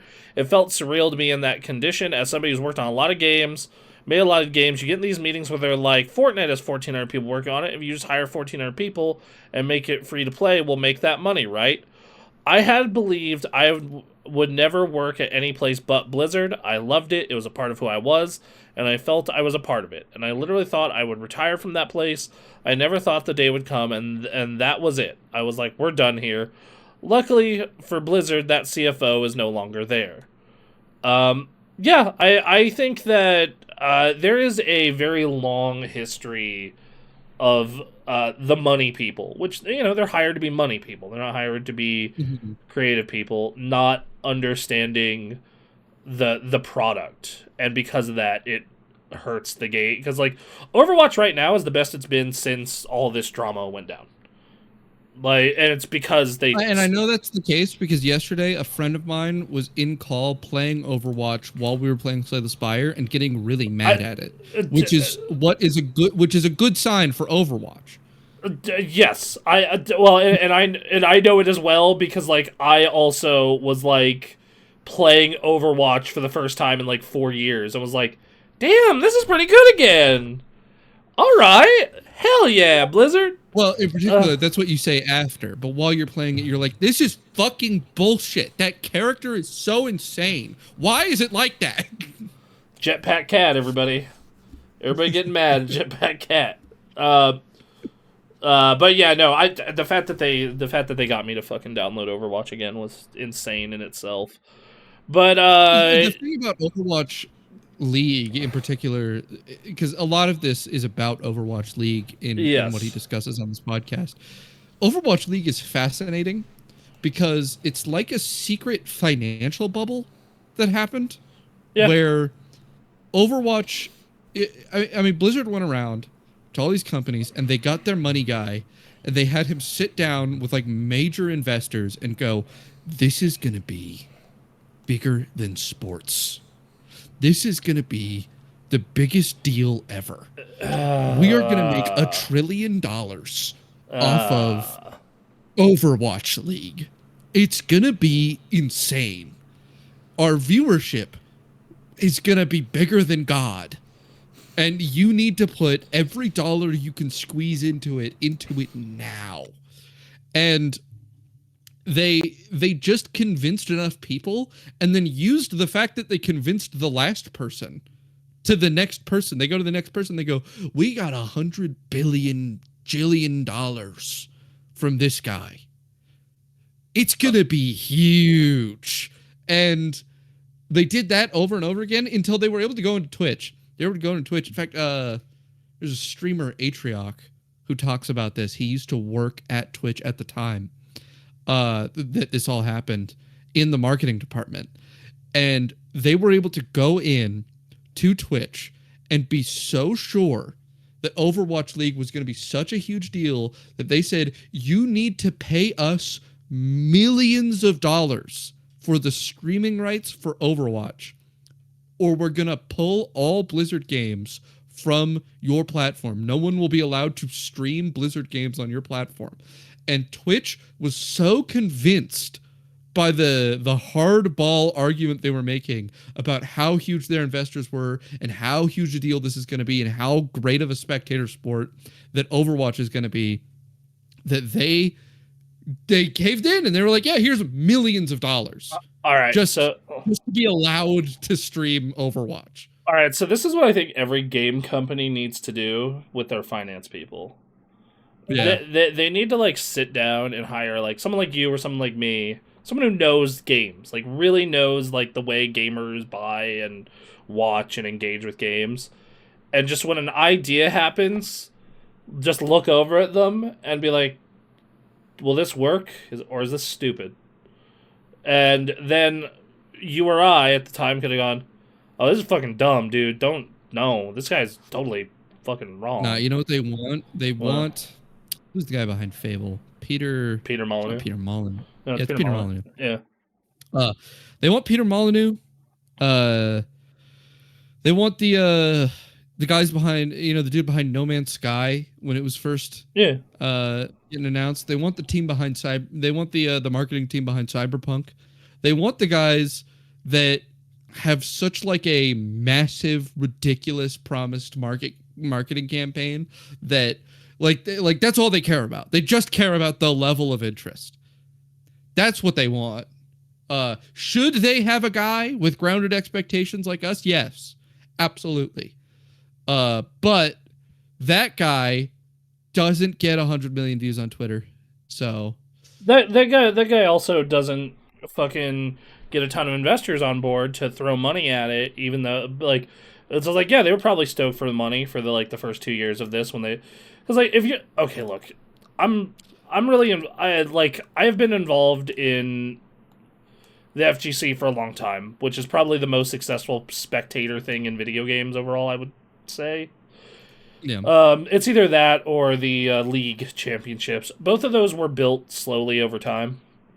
Like the Overwatch league was never going to succeed the way, because like they want to build it like you build the NFL or you build fucking. Oh, yeah, you had to pay millions of dollars for the right to make a team to compete.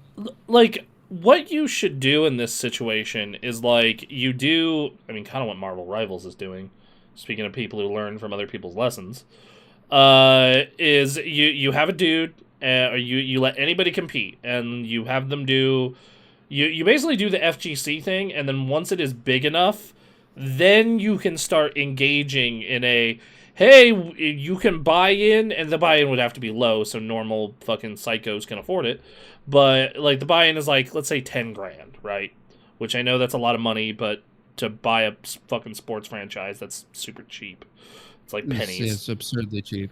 You know, like, okay, we have this 10 grand buy-in, and you can compete in the Overwatch League as a team, and we're gonna have this big fucking college basketball style tournament for all the teams that buy in, and then at the end, you know, we'll give out winners to the top 24, give out prize money to the top 24, and then eventually you slowly transition that into like a proper 12, 10, whatever it is, like NFL style fucking setup.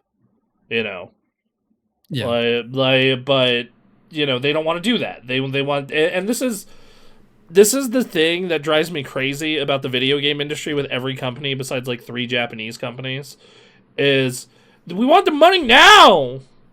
We want our money now. And it's like, because if they have the money now is worth more money than money later. True, very true. It's the truth of money. It is the truth of money, but like, then invest in, I don't fucking know, whatever fucking pump and dump Trump is doing by fucking with laws right now, I guess. Universally, money now is worth 10% more than money next year. That's how it works. Yes, true. You know, but they want also, it now. But also, you know, hey, unfortunately, that's not how art works, and maybe you shouldn't be investing in art products if that is your only go-to. No, because I want 25% on my money, and I'm gonna make you make it for me, Overwatch. You know, like it's just pisses me off so much, and it leads to so much bad shit and bad product which doesn't make money in the long term. You know, we were just talking about Pacopia, right? And like, I've been listening to this book on my commute recently, which is like about Nintendo. It's by Keza McDonald. She's a fantastic journalist and writer. And it's called Super Nintendo, the game-changing company that unlocked the power of play. And how, like, there are people who are the directors of Zelda right now who started writing as people who are making the manual to A Link to the Past. And how the whole company is basically built on, is this fun and a good game? And like, it is just a product forward company in every way. And right now, if you were to look at like, not in total dollar value, but like, what is the most successful gaming company overall? It's like, okay, Genshin, Rockstar, and then probably Nintendo, right? Or Hoyo. Yeah, like, because they don't have insane operating costs. They produce like product that people buy like fucking crazy, and they consistently get out product.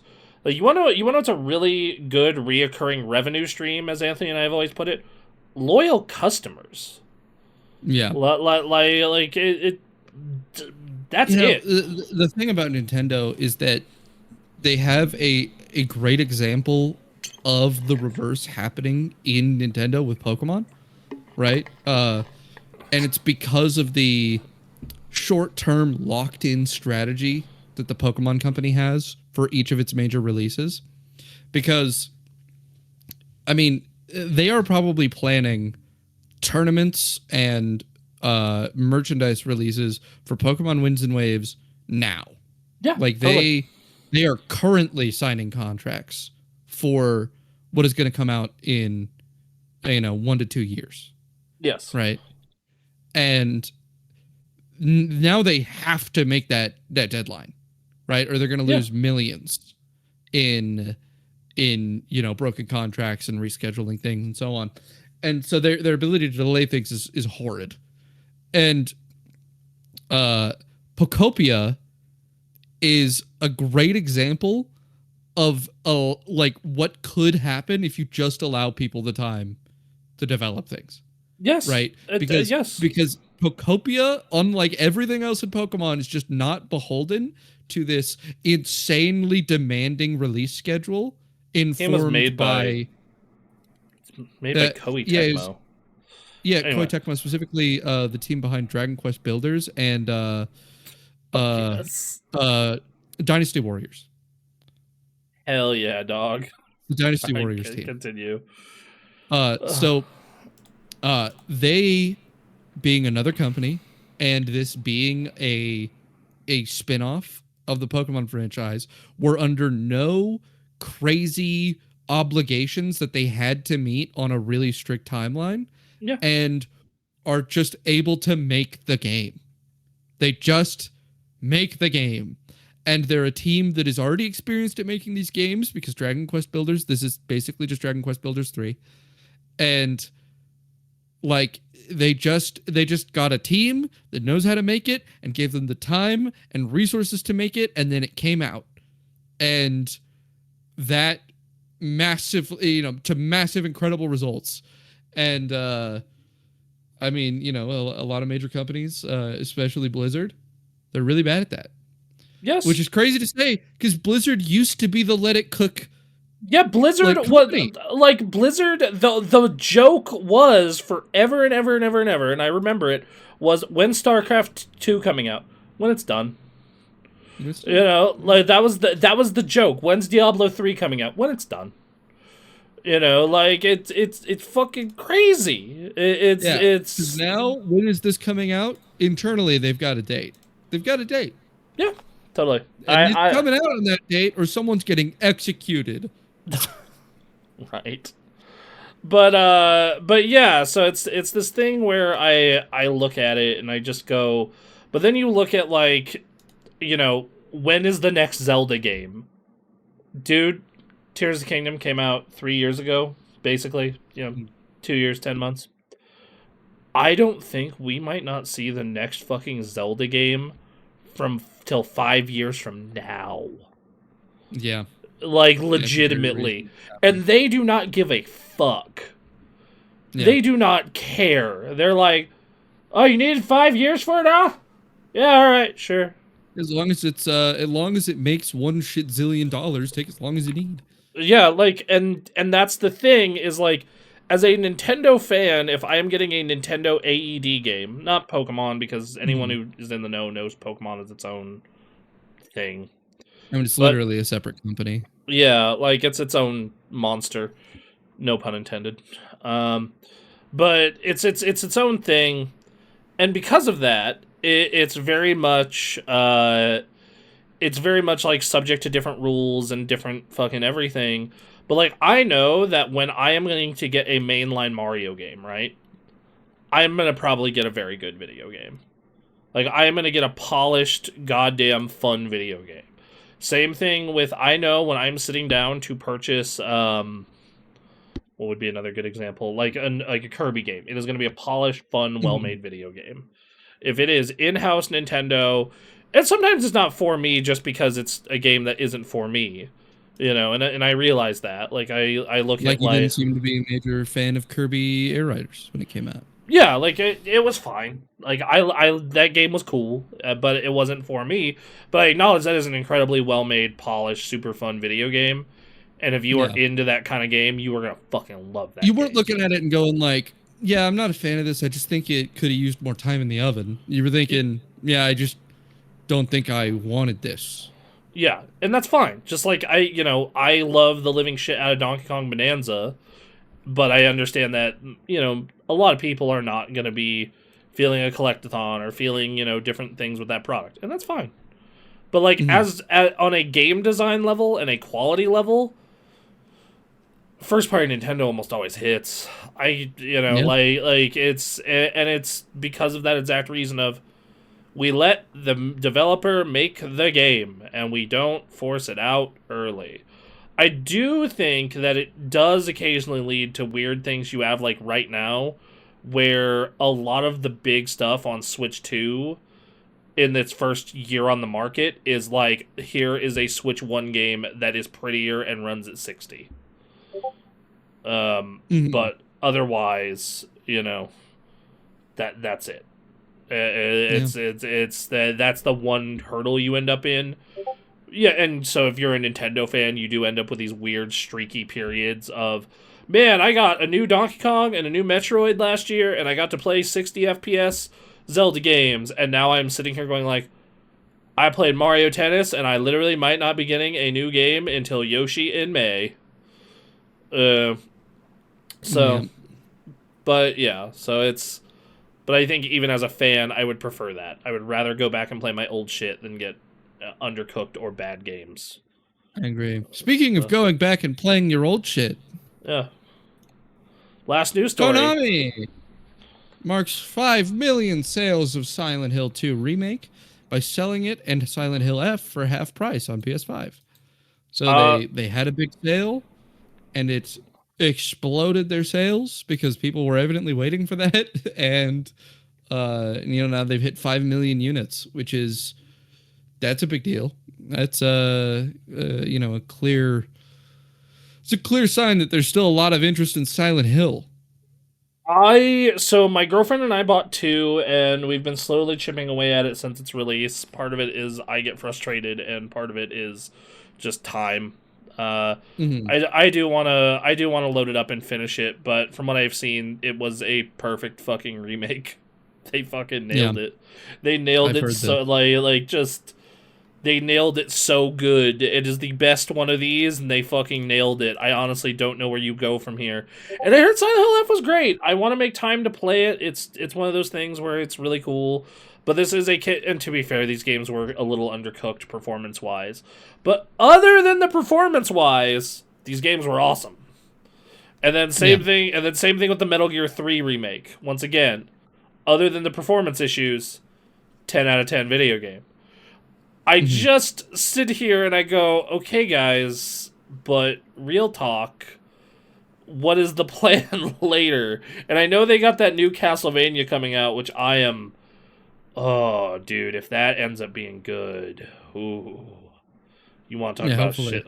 You want to talk about shit hopefully that I'm we like, get the true return of Castlevania. oh, yes, yeah, would love to see Belmont's Curse be a great video game. Um, Mhm. Especially because it's using this like very interesting art style. It's not pixel art, but it's like it's 2D. It's like 3D that looks just like 2D animation. Yeah. It's very Always interesting. liked that. Always been a fan of that. Yeah. So yeah, good on Konami. I still don't want to trust you, but you're regaining some. You're regaining some. Well, they leaned in so heavily on pachinko parlors, and then the And world exploded every pachinko parlor with disease, and they yep. went, huh, maybe making good video games was a solid business strategy because people could play those anywhere. And well, and also they put big on their massage and spa thing as well, and Plague also kind of ruined that. So Plague, everything got hit by plague, and they went, guys, we should make stuff that's immune to plague again. We were it's actually doing that. it's very interesting. So I guess good on you, Konami, for realizing, hey, video games can also make good money as long as you don't do stupid things. Yeah, they So upped their poison resistance by switching back to video games. Hold on, I need to write that in the notes for the show. They upped their Give me poison resistance. they upped their poison resistance by switching to video games. Thank you for that lovely title for the week. All right. With that, that's the end of our news story. So what have you been playing? I'll do RE9 because that one is the one that's kind of like shorter format. I talked a little bit about it last week, but no one was here to kind of pitch stuff off of, so I think that this is the best you could hope for to please every kind of Resident Evil fan. Yeah. I think that it is the perfect blend of the new school and old school horror game of go collect the key cards, go everything and anything can kill you. You have to save bullets and hoard them like a psychopath, like all of that shit. Yeah, I hear you've got the Grace going, I am scared and everything can kill me, and I need to figure out which gem goes on which statue type gameplay. Mm-hmm. Yep. Followed by Leon, I could parry an ICBM with this hatchet, Kennedy. Yep. Yes, that's a pretty apt description, I would say. And there's a nice switch between those two styles. Well, there's a little more to that because yes, there is the style switching, which big fan, love it. But I also love the fact that the way they've ordered it, because the way they order it is you do Grace first in every time. You do Grace first, and it's fucking terrifying. And then you get to do that same shit and same enemies, but as Leon. And it is just so fucking cathartic. Like, there is this big, gelatinous, fat blob monster that is, all you can do is run from it. And it even can break inside the safe room.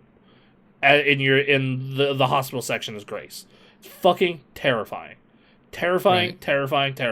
Like, my girlfriend and I, as she was watching me play it, had to devise a strategy to navigate around the hallways around this fucking thing.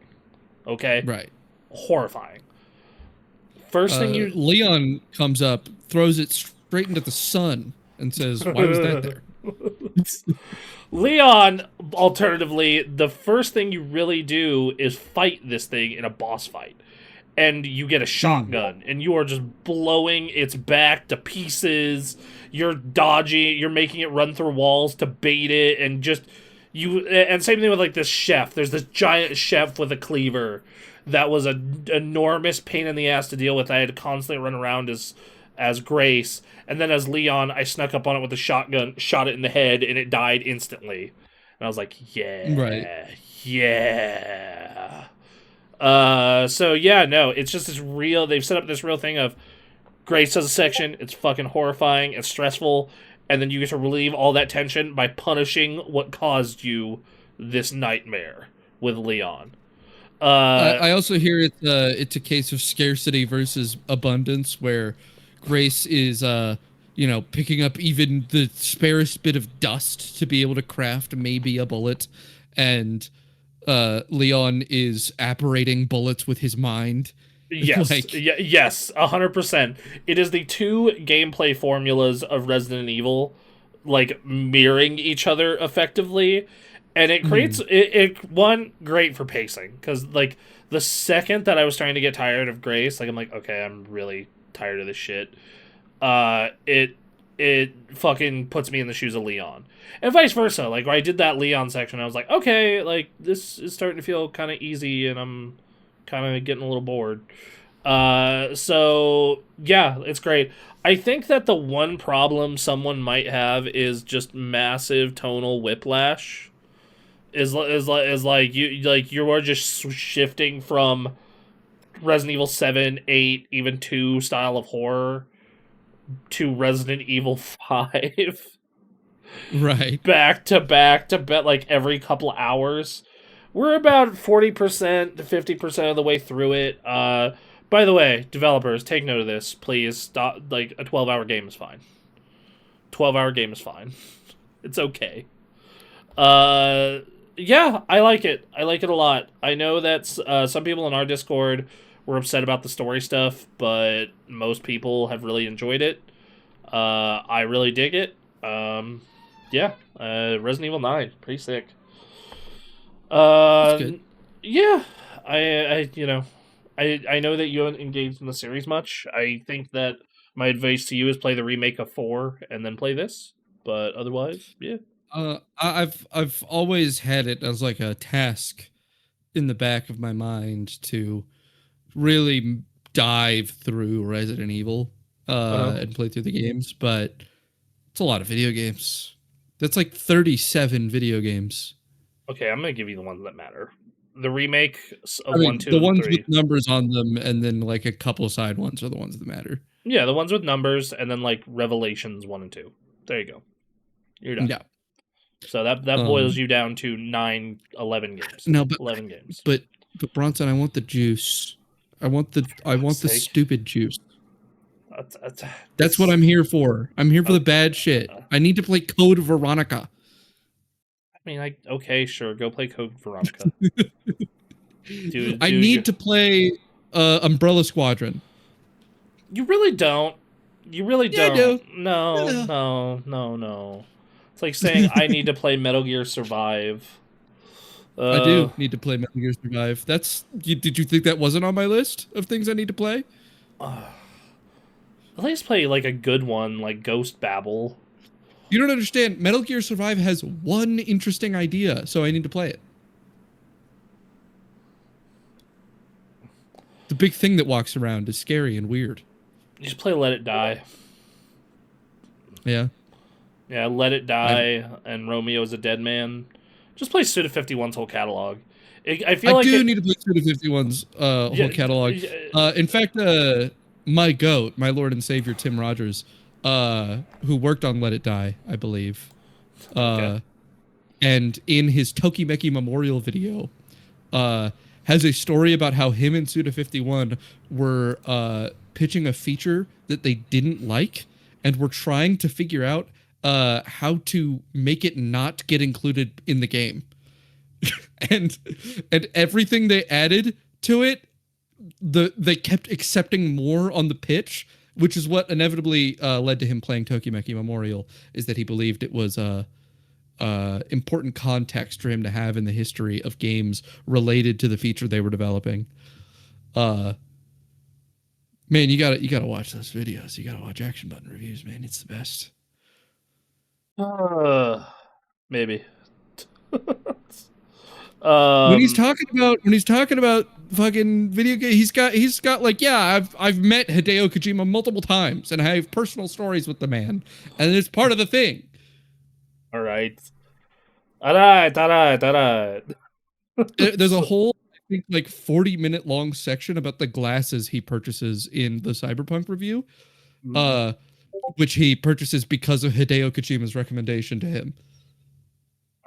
All right. There's a specific glasses store in Japan that's apparently really nice. Yeah. Fair enough. Anyways, it's yeah. I mean, I want to dive into Resident Evil. I want to dive into Metal Gear. I know a lot about both series because I am a fiend for dumb lore, and those are games with lots of great dumb stuff happening in them. It's a franchise that you should definitely invest your time in. Then, yeah, oh, Lord. Yeah. Yeah. I too have played some games this week. If you have no more to say on Resident Evil. Yeah, because the last thing I have is gonna eat up a good chunk of time. So go ahead. Okay. So I've played 2 games. I have played Pocopia and Slay the Spire 2, and I have lots to say about both.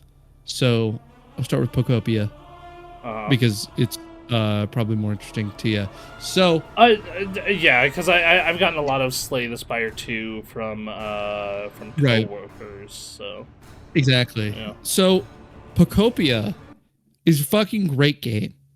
It's a game that should have existed a decade ago. Okay.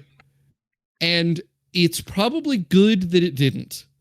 Why? Because the scale that Pocopia is currently on would have been like, it would have been nowhere near as impactful Oh, if can this was you? like.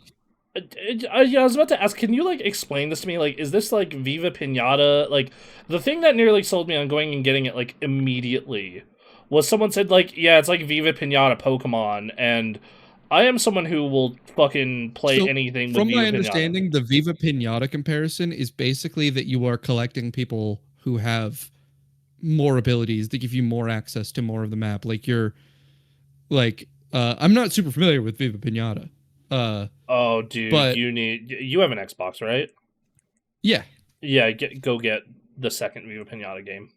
Go do it immediately. Uh, so, uh, my, my understanding is that you are gathering things in Viva Pinata, creatures, right? Yes, yeah, you lure them in. So you meet certain conditions in your And yeah, garden you to have lure them conditions and in, it lures them in, and then and you then meet new conditions they to have them move in. capabilities that help you make new things to move new people in, Yep.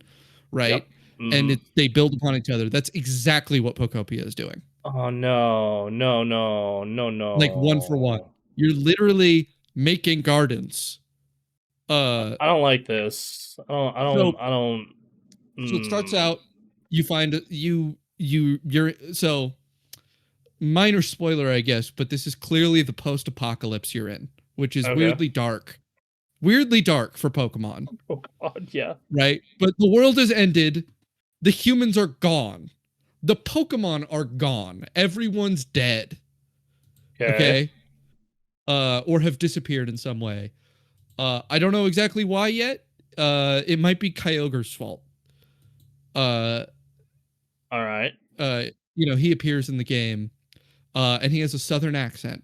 He talks like a I heard cowboy. about that. I saw that. Yeah, I saw that. Uh, and there's a line where he's like, "Huh, I went and I took a nap, and I guess I was the one who brought all the rain, and I haven't been around, so I guess that hasn't been happening. So there might have been a worldwide drought for a very long time." And there's a lot of people talking in notes about ecological disasters. All right.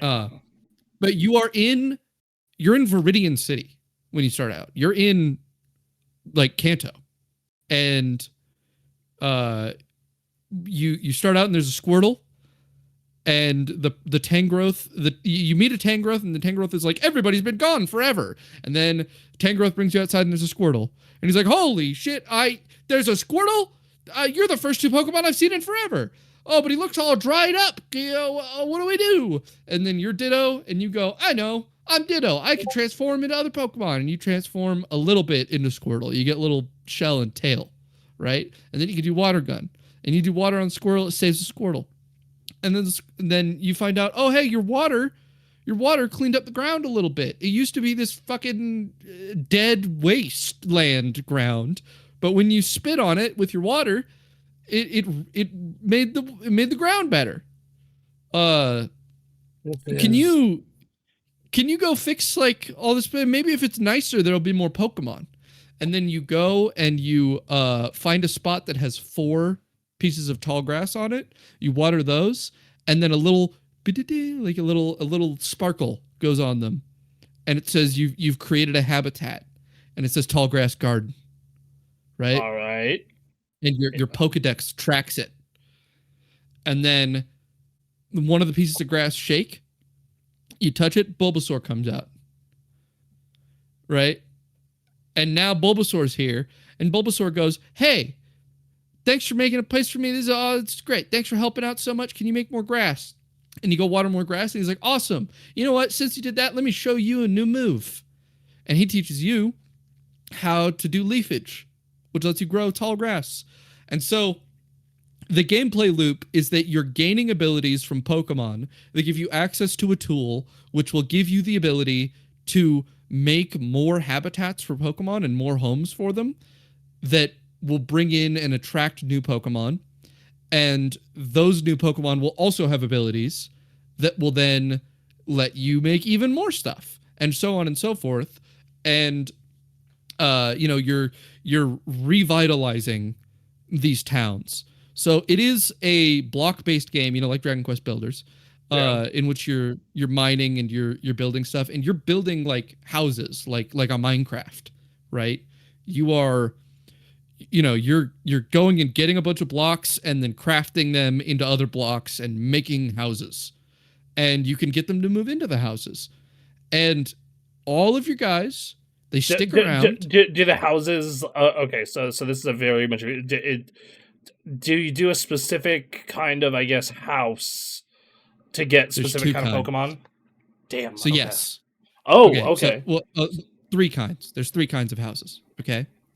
There's a habitat. So the way that you get specific Pokemon is that you make a specific kind of habitat that Pokemon can appear in.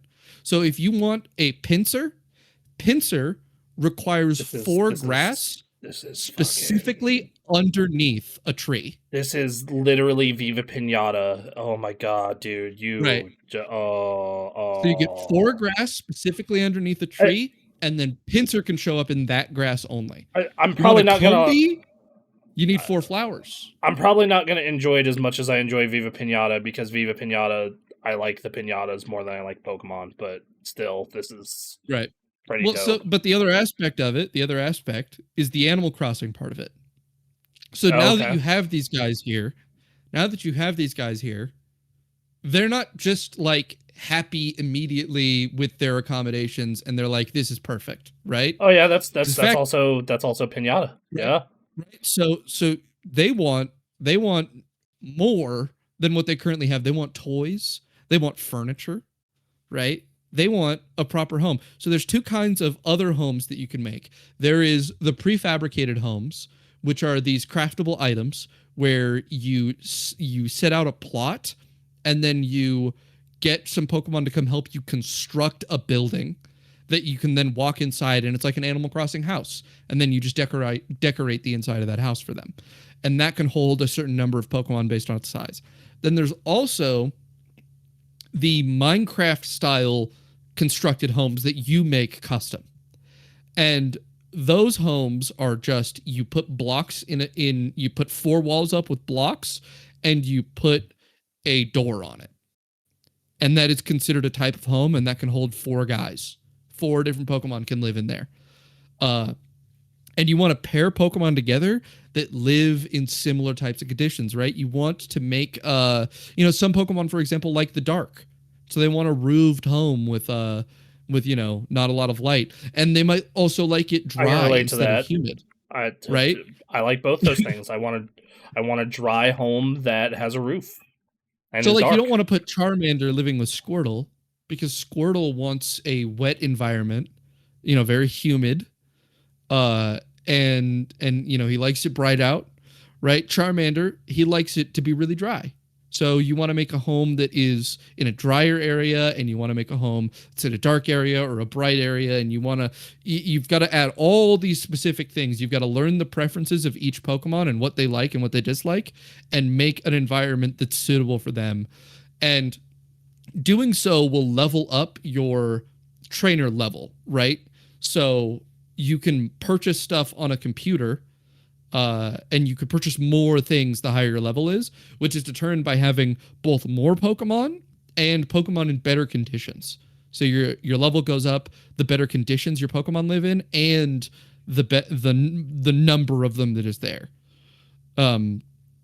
So you're going through a gameplay loop similar to when you were leveling up your town in Animal Crossing New Horizons, right? Where you're going around and you're trying to find everything to make it nicer, and you're trying to get everybody better accommodations and so on and so forth. And that'll level up the town, and then you'll have access to more tools. And the exact same sort of loop is going on with Pokopia. And then you also have the actual relationship to manage with them, right? The more you talk to them, the more affection they get. You give them gifts. You can, all the kind of staple activities you would do in an Animal Crossing are things you do here with the Pokemon. The real difference is that there's 300 Pokemon. Okay. Well, I mean, yeah, that's a bit much, but I'm sure I can just get the ones that I want. The other big thing is that unlike an Animal Crossing, this game is really story driven. So you have a main quest line that you're following, right? The act one what's is the about. story? What's the quest? So the act one of the story in the first region is you trying to make it rain again, right? Because it doesn't rain and everything's a dried out wasteland, Dollar bills, y'all. right? Uh, and Terrible then joke. I've only finished Act One. I've been lingering a very long time in the first area, just building things out. But then each act is you going to a different city and restoring it and meeting a Pokemon there who has a specific task for you in one way or another, and getting that area kind of fixed up, fixing the Pokemon Center there and building environments for them. And then usually a legendary Pokemon will appear for each area and be like, I have a special thing going on. And, you deal with whatever it is they're going on about.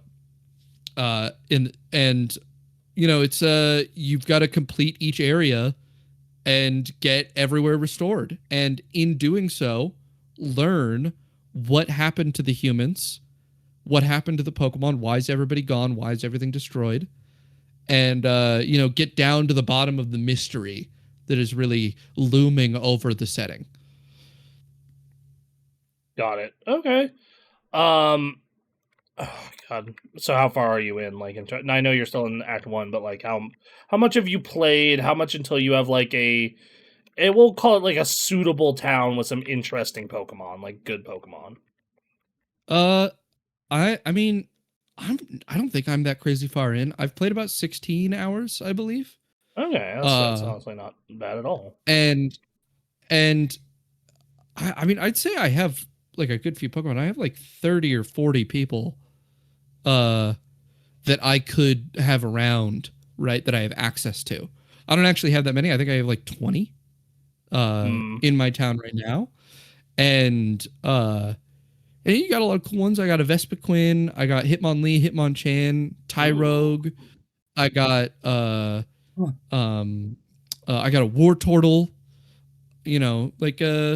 I know I have access to Charizard right now. You have access. Why have you not acquired the Scaly Boy? Just hasn't showed up. All of it's kind of random. There's random it chances. does it. Okay, so it's Viva Pinata. You kind of could meet conditions to get certain ones to wander, but some of it was random for sure. Okay, exactly. That makes you sense. meet the conditions for someone to be able to show up, but they have to still show up. And the cooler Pokemon are rarer. They have like a rarity next to them, and common Pokemon are 1-star, and then like rare Pokemon are 3-star. And you basically just want to set up environments for them and then kind of keep an eye on them. And then if you see grass shaking, you can go and you can get a new Pokemon from them. Gotcha. Okay. All right. Well, sick. Yeah, it's a great game. It's you have so many tools to do so much in that. It's clearly massive and expansive. Okay. Yeah, I'm intrigued by it, to say the least. Like I am intrigued by it. Like it's one of those things. Is like I'm knee deep in the game. I know I'm going to be talking about a whole bunch, but but other than that, though, I'm like, once the Warcraft season clears out, KSM is done, the AOTC is done. It's just like I'll have a bunch you're a big fan of Animal Crossing, right? You're an Animal Crossing enjoyer. I am. I do get burnt out though, and sometimes I will, go back to playing. I will leave for a long period of time and then come back. I think your love of Viva Pinata and of Animal Crossing will probably really overlap here pretty strongly. That sounds great. Yeah, because there's not a whole lot coming out. Like like Screamer seems cool, but I'm kind of waiting to hear on that. I'm Pragmata, I'm kind of waiting on reviews. James Bond and Forza, like it's kind of just like a lot of stuff in the next few months is like something coming to a dead period. Yeah, it's like there's a lot of stuff coming out, but it's nothing where I'm just like I need to play that. I need to play it now. Yeah. Yeah, so I can put a little time into Pokopia. I can mess around with Scott Pilgrim a little bit. I can just check out a bunch of different games and see how I feel. Like It's good. The other game, of course, that I've been putting a lot of time into is Slay the Spire 2. Yeah, go. Slay the Let me. Spire 1 is a great game, right? Yeah, It's a good yes. game. My girlfriend was very obsessed with it.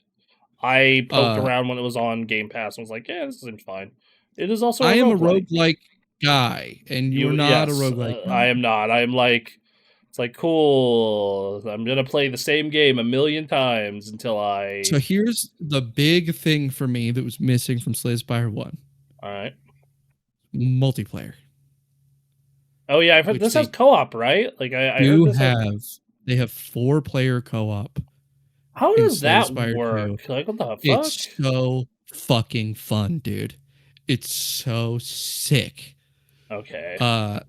So obviously they've added new characters, right? There's 2 new characters. And there's one old character missing that they'll probably add later. Hmm. Unless it does exist and I just haven't unlocked it yet.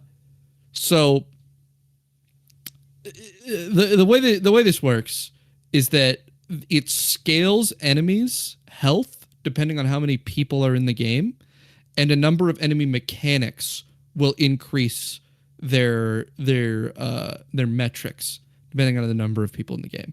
Got But it. otherwise, all it is that anytime you take a hit, everybody takes the hit, and then the game plays basically the same. And you all just are attacking one big beefy enemy at the same time. And the numbers are like a huge difference. I mean, it's more than 4 times. Like it more than quadruples the enemy's health when you have 4 players. Damn.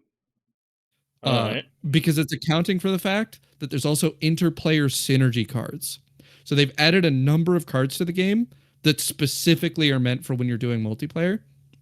So one of their new characters, the Regent, has a build centered around something called the Sovereign Sword, which is a card with retain, and retain means that you just keep it in your hand when the turn ends. It's a card with retain that you get from any card that has the feature Forge, and Forge just adds damage to the Sovereign Blade. So if you've got Forge 10, the Sovereign Blade does 10 more damage. Right? By default, it does 10 damage if you get it. So you cast, you use a card that does Forge 10, boom, Sovereign Blade appears in your hands, and it does 20 damage. And there's a card for the Sovereign Blade called Hammer Time, which makes it so that anytime the Regent gets Forge, all the characters in the game all get that amount of Forge and all get a Sovereign Blade, no matter what class they are. And so that sword build where the guy is dealing all of his damage with just the sword, that card alone can make it a 4 people have my entire build online type of build. So there's a ton of crazy synergies that you can do with these characters that allow for just a ton of interesting stuff. And I think that the game, it's obviously had an art style shift, and I think it looks very nice. I think it's a very good looking game. And weirdly, I'm enjoying just even the single player a lot more than I was Slay the Spire 1, even though it plays almost identically. And well, I mean the universal truth is almost any game is better with friends unless it's a story experience. Right, but I'm saying even when I'm playing alone, I'm enjoying it more than when I play Slay the Spire 1. Is there a particular reason for that, or just the? It's hard to put the finger on why, but I think it comes down to there being more absolutely busted shit in this game than there is in Slay the Spire 1. That sounds very you. Yeah. So there's this thing called clone that you can get at the start of the second act, where anytime you sit at a campfire, it clones the card that clone is applied to. And you can just hit a bunch of campfires because the clone of the clone card also has clone. Okay. And so you go 2 and then 4 and then 8 and then 16 and so on until you just have hundreds of these. And there's a card called Celestial Spear on the Regent that does damage for every card in your deck that has a star cost, and that card has a star cost. So if you get Clone on Celestial Spear and then just start duplicating Celestial Spears, they will make themselves do more damage. And it just feeds into itself over and over and over. I like that in a competitive environment. Like, if this game had, like, a 1v1 or a 2v2, but, like, had this kind of fucking fucked up synergy builds, I would probably be really into it. It's a big part of why I like TCGs when they don't want to take every penny in your wallet. Right. I don't know. Like, yeah. Okay. Yeah. Okay. It's a great time. It's also really fucking hard. I mean, from what I remember the first one being pretty fucking easy, so I'm not necessarily opposed to that, actually. I don't know. I'm on Ascension 4 right now, and I'm having a rough time of it. Like, I remember I'm also kind of bad at it, though. I remember the first one, I kind of fucking just steamrolled. Like, my first, like, couple of runs, I just nuked the game, but... I didn't. I was playing the worst character, though. I played the defect. Yeah, I just played what looked cool, and I was like, oh, okay, this seems cool, and we kind of went from there. But yeah, multiplayer is great. It's a good game. It also sold 1 shitzillion copies. Yeah, I keep saying it's one of the top sellers on Steam. It's like right up there with Marathon. Well, here, let me find the metric. Because it hit 500,000 concurrent players. Yeah, I think it was over 2 million last I checked, but this was, like right around release. Yeah, it sold over 3 million copies as of yesterday. Christ, that is crazy for early access in I don't think's had its console shit, no. Yeah, it's absurd. But yeah, that's all I have to say on the matter. So tell me about your World of Warcraft. Midnight came out, and boy howdy, I sure played a lot of it. Over the past 2 weeks, it has basically been, I am not doing something that is essential to my life or my relationship. I am playing World of Warcraft. Like that is straight up. And I think this is the most fun I've had during an expansion launch since Legion. I do have a qualm that it is probably the buggiest expansion launch that they've had in a while as well. Not in terms of like server stuff, but in terms of like, oh, this quest is broken, or the game logic, or things sucks and it's bad. Like that. And yeah, like that's kind of where my biggest complaint really is, just like bugs. And then this has been my complaint for the past 3 expansions now. Shadowlands, Dragonflight, War Within, and now this is, I feel like the preseason lasts too long. Like, I was able to get, so, everybody, the way that these expansions work is, expansion comes out during early access, you read early access, and then it comes to everyone else, the following Monday. And then, the following day, it's 3 weeks until the raid. So, 3 weeks to level a character, get it out, get a gear for raid, mythic, and season. The fashion, and it's hardcore than more. Duncan, can you just let me know? Can you hear me? Yeah, I can hear you now. Looks like you were lagging out while you were saying that. Okay, I already did it out. Oh no, you are still lagging.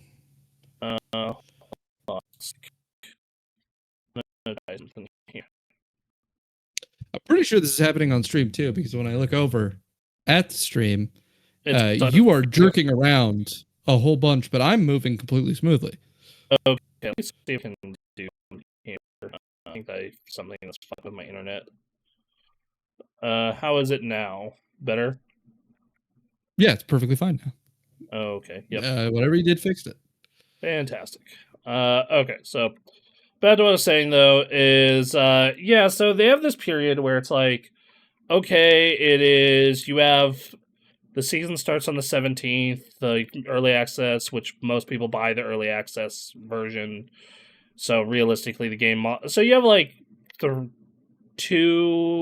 almost right on the border of 3 weeks to get whatever character you want ready for the season.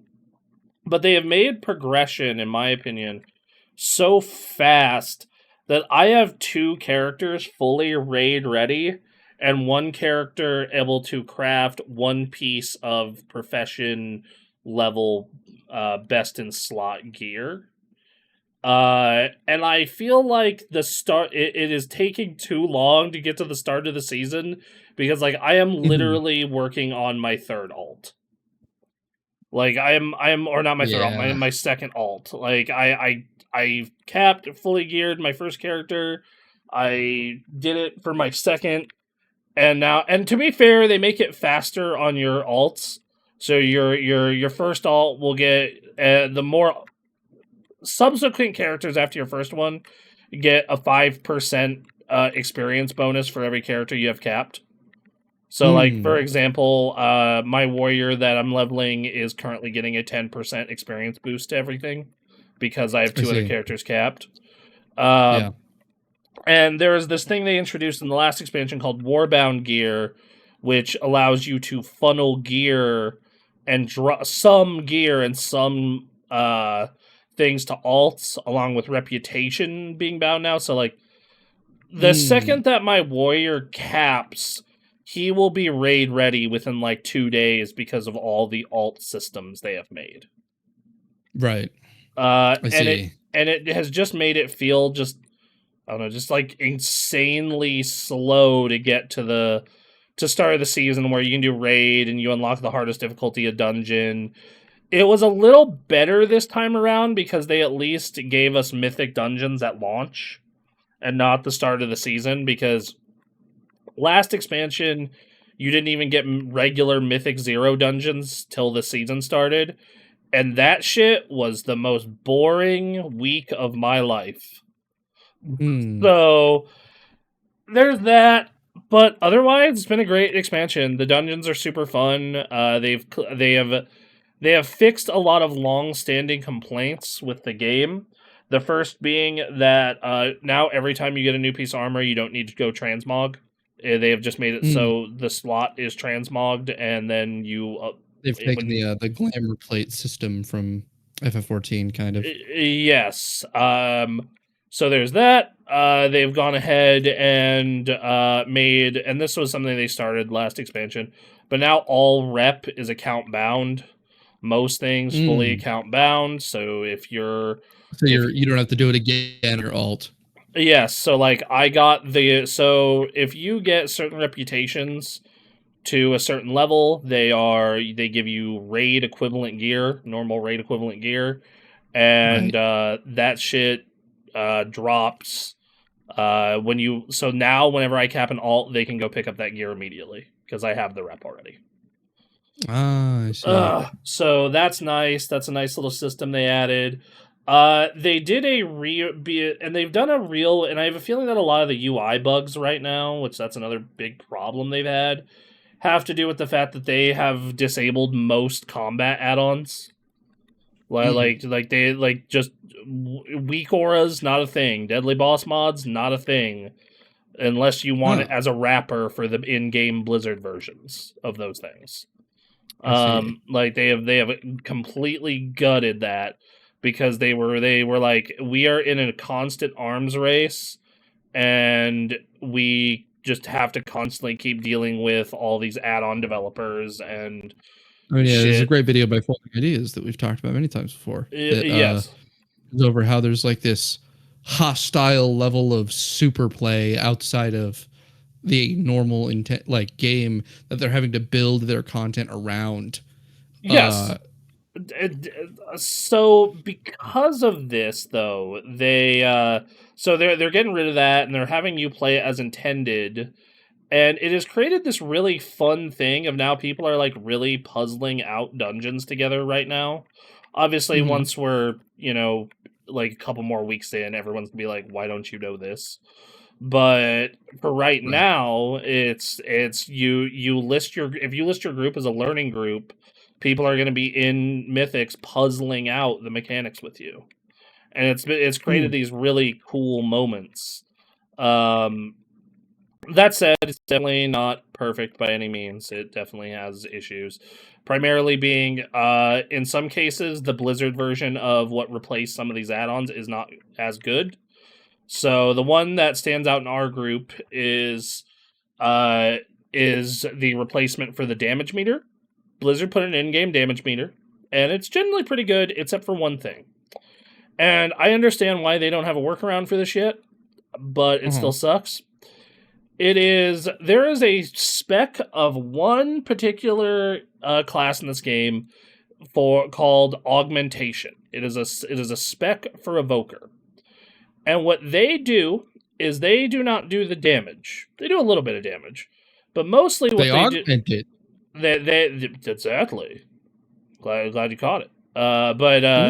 What they do is they go ahead and they help your people do more damage, and your tank take more damage. And if they're played correctly and they keep uptime up, they help the group do way more damage. They're basically a support character. And the support character in this instance is the support character here. What it would do in the old meter is it would show the damage they're doing, and then in a gray bar, it would show the damage it is contributing. So how well it is buffing people. But that is not the case in the current Blizzard version of this add-on. So they look useless. So if you do not know what an AUG is, or even if you're just like Aaron's been playing AUG and he does not feel particularly helpful to the group, even though he is, because I can check logs. You're actually technically the largest damage contributor, but it feels like you're not doing shit. Yeah, yes. If a good AUG is a very good thing to have right now. But it feels like you're not doing much right now because you have no way to...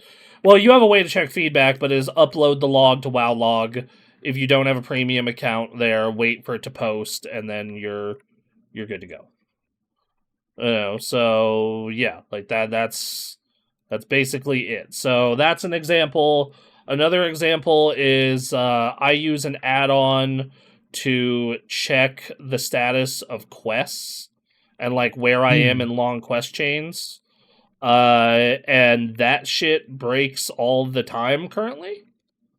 So I just turn it off unless I absolutely need it. And it'll sometimes break the general questing UI. So it's like all the stuff related to add-ons right now is like in this weird space of, well, some add-ons are allowed, some aren't. Some add-ons are, like doing fine, and others are not. It's just created this weird, buggy kind of mess. But I do think for the long-term health of the game, and the long-term, and I think the long-term use, it'll be fine. It's just it right now. And then this expansion launch in general has felt buggier, which I don't know what is the cause of that.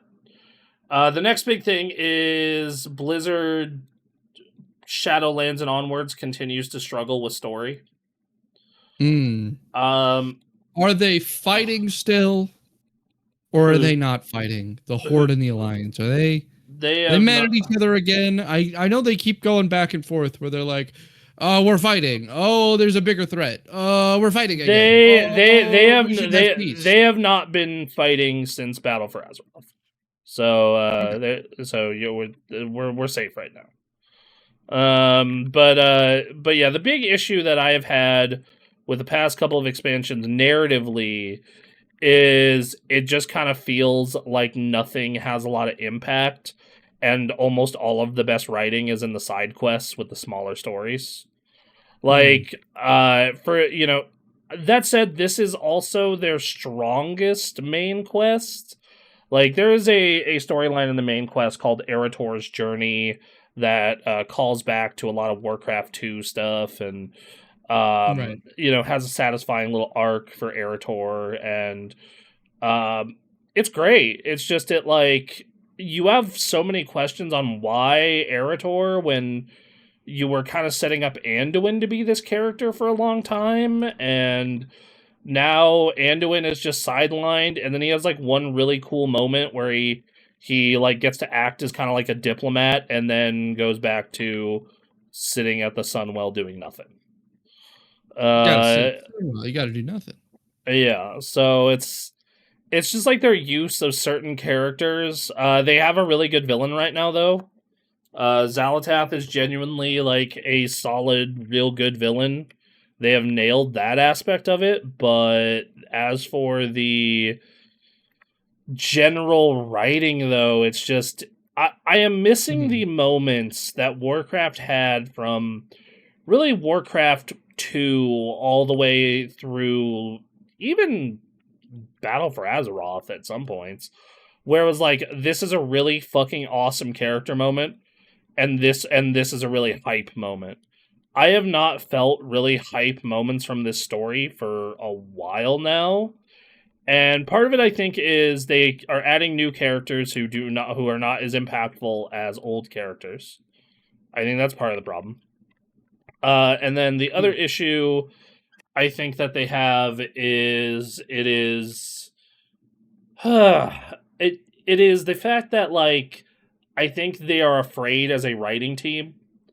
Because Shadowlands tried to do like a hype moment or a callback like all the time, and most of them were bad. And because Shadowlands was so bad in so many ways, anything that was even close to that type of philosophy in writing or design, they don't want to touch.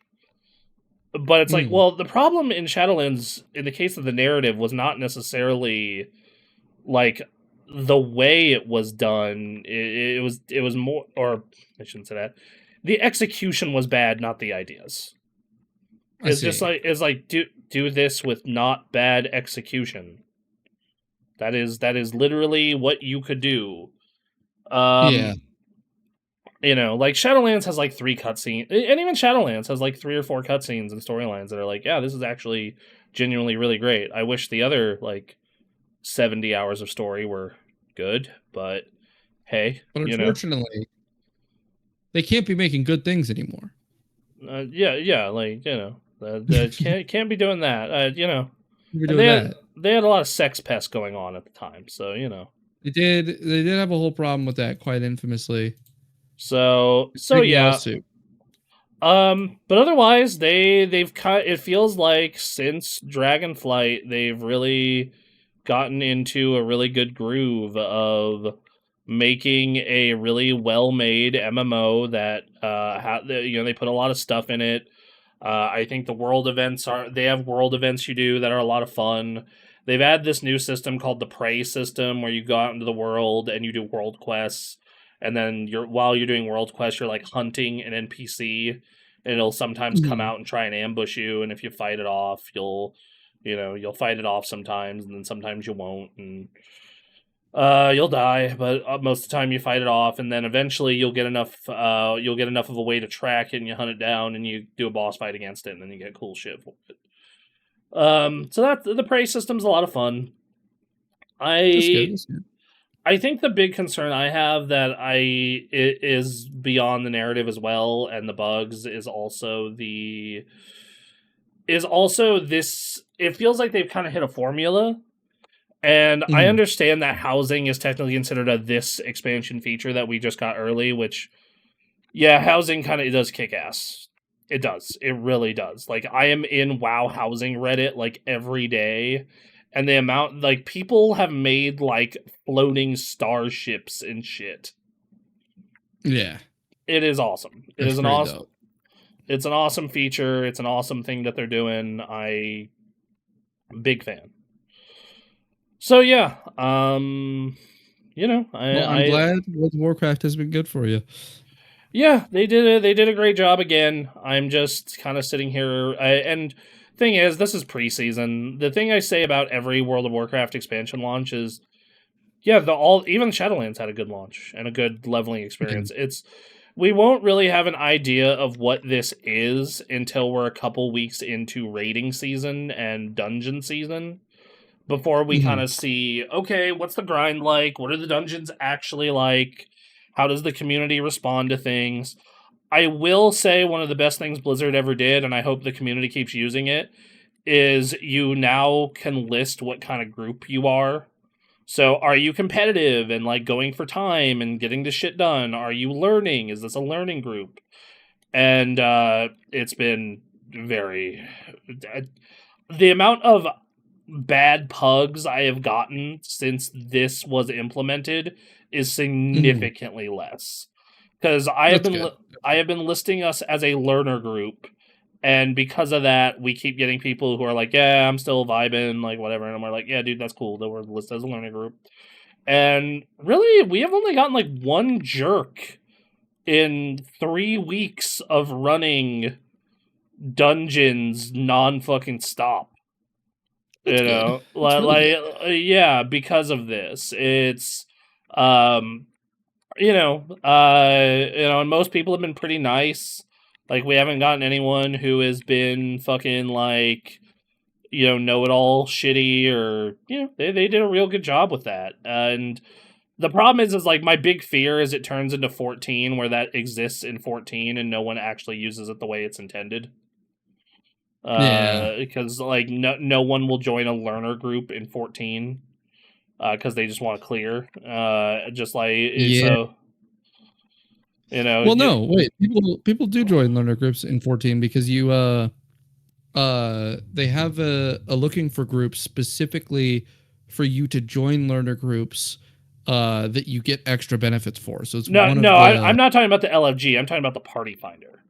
Like those are, the LFG is like matchmaking. Party finder is like you form a party because it's higher end content where you need to communicate. Like that shit, no one touches that in 14. Like it is basically a scarlet letter of matchmaking of party. I mean, finder. You basically have to join a Discord. You have to join a Discord. Like meet a guy. Yes, and I think that WoW's community so far has not done that, and I'm hoping that continues to be the case with the learner system, and the dungeon competitive groups. Like, you can also just put relaxed. Like, hey, this is a relaxed run. This is it's relaxed learning, competitive, and I forget the last one. But they have four settings that they can go into, and I also think that they are trying to do a better job of bridging the community into harder content. Because the leveling dungeons are not just a face roll joke now where you roll your face on the keyboard and collect loot. Like, you actually have to do mechanics or you will die. I was like healing a normal mode murder row the other day on my druid, and I had to like sit down and walk everyone through the mechanics because they weren't doing them, because they probably just assumed, oh, it's normal mode again. And I think that's good, because I think one of the biggest problems World of Warcraft has had is normal mode and the leveling experience versions of content have been trivial, and it creates a shitty experience for new or returning players. Because you go into a dungeon and you just spam one button and you're done. You walk down it. Versus now you actually have to do mechanics. So yeah, I'm gonna continue to report it as we go, but Nice. Well, I look forward to hearing your further ventures as time goes on. Raid starts Tuesday. I'm excited. I'm ready. I'm not sure if it's still the case, but as of last night, I was the most geared person in my guild. And I am entirely done doing shit on my raiding character. What are you until killing this raid? What's uh you shooting for? so it's 3 raids. Don't launch it with 3 raids. 3 raids. So Who the are you killing? the first raid is the Dream Rift, which is basically a dream god that looks like a mixture of a bat, a fucking raven, and a gargoyle. Oh, is it one of the old ones? Like one of No, the no, no, it's not an old god. It's just like a just some byproduct. powerful guy. I Yeah, see. yeah. I can pull up the lore here. When Alhara was taken from her cradle, only pain and madness were left to shape the chaos of the rift. Chimeras feasted on the void left behind, gorging itself on other nightmarish manifestations. Now it stands as a. I see. It's like someone else was supposed to be there preventing stuff from being fucked up. They got removed. Now the stuff is fucked up, made a bad guy. Yes, and then the other raids are the Void Spire, which is it's basically like the home base of the big bad. Okay. And You're killing then a big bad. yes, and then the last one is the March on Quell Danas, which is hey, darkness has covered the island where the Sunwell is. With the help of Eretor the Redeemer by their side, champions of Azeroth must march on the Sunwell before the light of the Blood Elves is lost forever. So, Sunwell again. Sunwell, but instead of demons, void. Okay. Void instead of demons, void monsters this time. Got a new coat of paint on the Sunwell.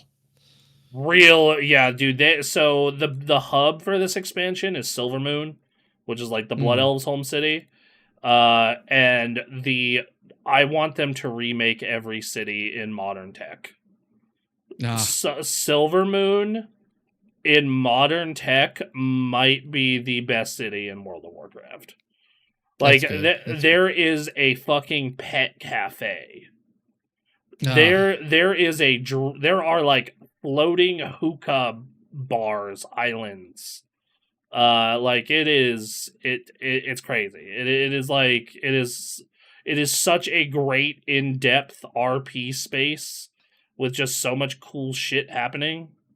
Yeah, and that's another thing. This is one of the prettiest expansions they've ever made. I still think the last expansion has the prettiest zone they've ever made. But man, they fucking kill it here. So good on them in terms of visuals. Nice. All right, what's my niche MMO take I can do here? Give Artix $1 billion to make the Mecha Quest MMO. There you go.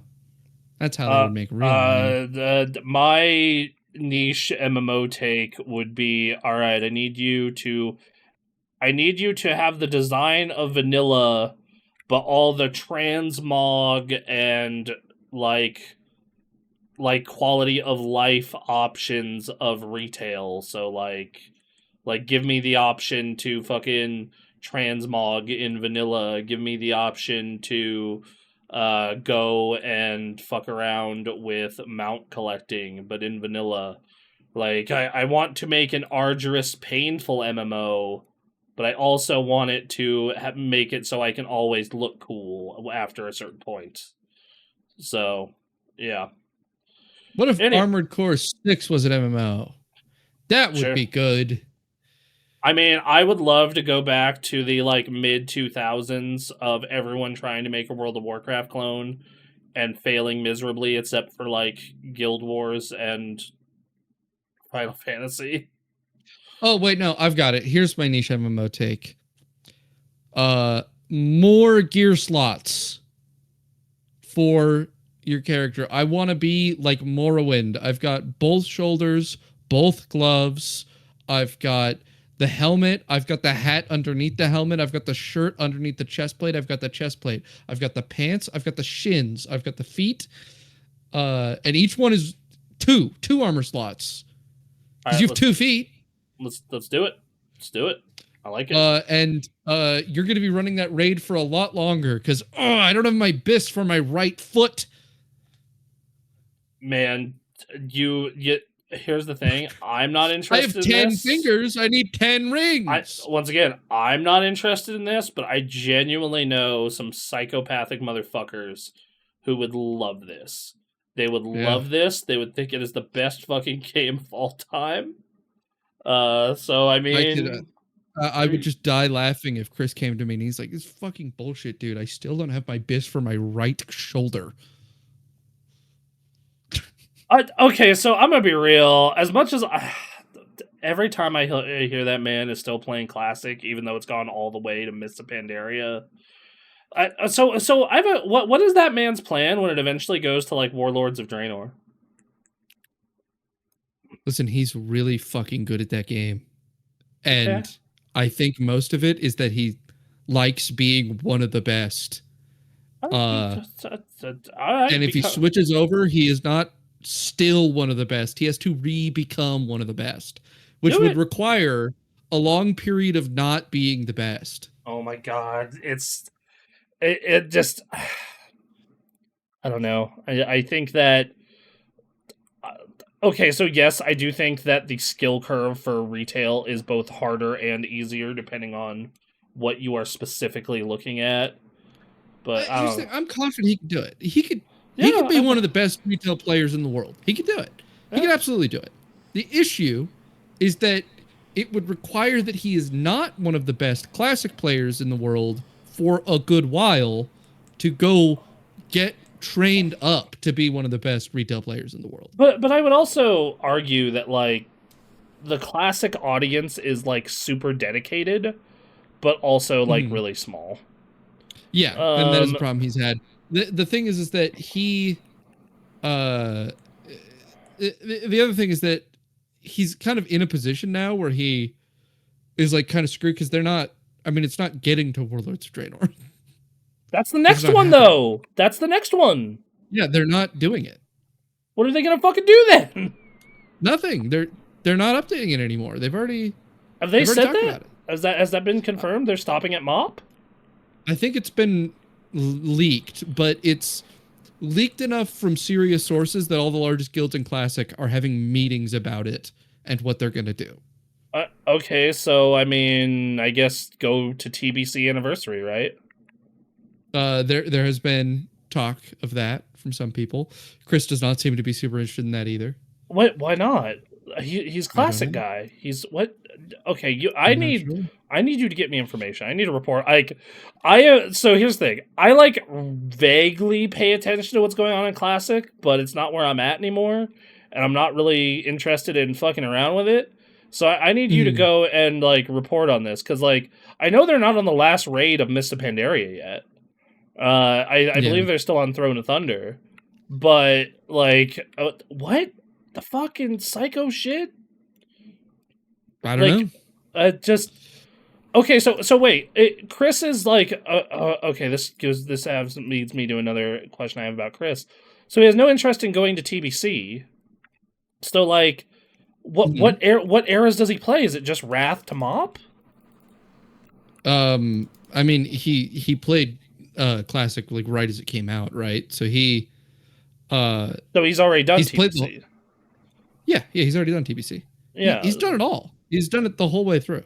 Okay, all right. I'm just making sure you. All right, so why not just do TBC again? I don't know. Okay, I think his guild.